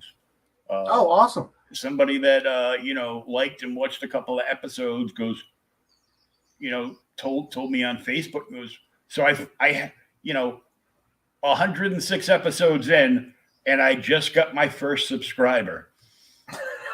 Oh, wow. Do you feel better now? Yeah. Granted, I've only been on the podcast platform where people can actually subscribe to me to the regular audio podcast for download and everything since episode 40. Okay.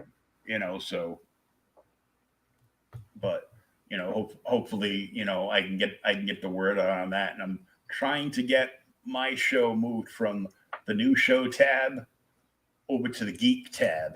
So, geeky people can find me. Yeah. Cool.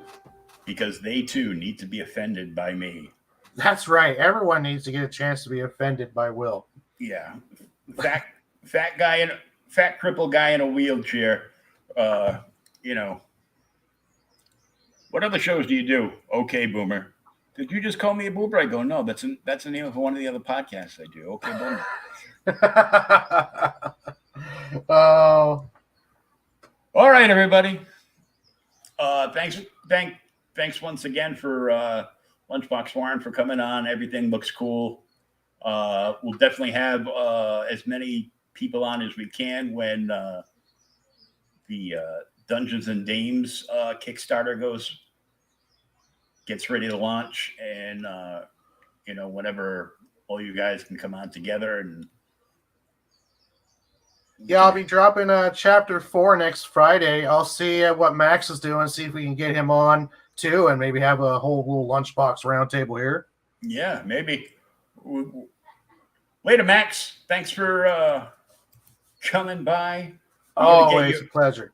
Got to get your interweb fixed and get you on the air with us. We'll get you canceled too. Don't worry about it. Yeah, we'll have to get you in on the cancel party. Yeah. So, because nothing's worse than being canceled just because your friend gets canceled. We got to make sure that you get canceled for your own reasons. Yeah. You're friends with him? I'm blocking you. Saves me the trouble. Oh. I thought I was going to get, permanently banned off of Twitter the other day as I responded to, one of the many tweets from Gina Carano. Oh, apparently me retweeting Gina Carano, I actually have people who have banned me. I found that I've been banned by a couple different tweeters. It's kind of funny. I'm probably banned by more people than I'm being followed. Cool. Max is, cool. Sweet. Awesome. Okay, next Friday, the Lunchbox crew. Heck yeah. That's that whole thing is funny to me. So I responded to like a bunch of her tweets, and I follow Geeks and Gamers and been following them. And Drunk 3PO because he's awesome. Yep. And of course, I am more than enamored with Gina Carano. So oh yeah, yeah. Oh my goodness. Yeah, she could have said some real hateful stuff, and I would still probably keep pictures of her on my phone. But she's just, oh yeah, yeah, the thickness. Oh. I'm down with the thickness, man. Yeah, that's exactly. She can play. Oh, oof. Yes. Yes. So I sent her I sent a tweet out directed at her, at Gina Carano, and I did the thing that they wanted to ban her for her pronouns. It's like, look, pronouns don't have feelings, neither do facts, but I'm going to tell them anyhow. And I responded at Gina Carano, beep, bop, boop. You're just asking for it. I like it. Yeah. It's like, you just wish a motherfucker would. What is, what's on your business card? I go, well, the motto down the bottom. What's the motto? No fucks were given. Oh, man. So it's all good. Oh, yeah. But thanks for coming on. And hey, yeah, next Friday, get the whole crew on here, and we'll get a few other people on, have like a little bit of a party. Heck yeah, I'm definitely down. Next episode is going to be mostly U-Turn, Marv, and Amanda. So it's going to be a little change of pace and get to meet some more of the crew. Find me on everywhere on Lunchbox. Just put in Lunchbox Warren, and you'll find me, and you'll find links to the webtoon and everything else that I do. And what'll come up is Lunchbox Warren will come up, and then underneath that, Lunchbox Max will come up. Yep.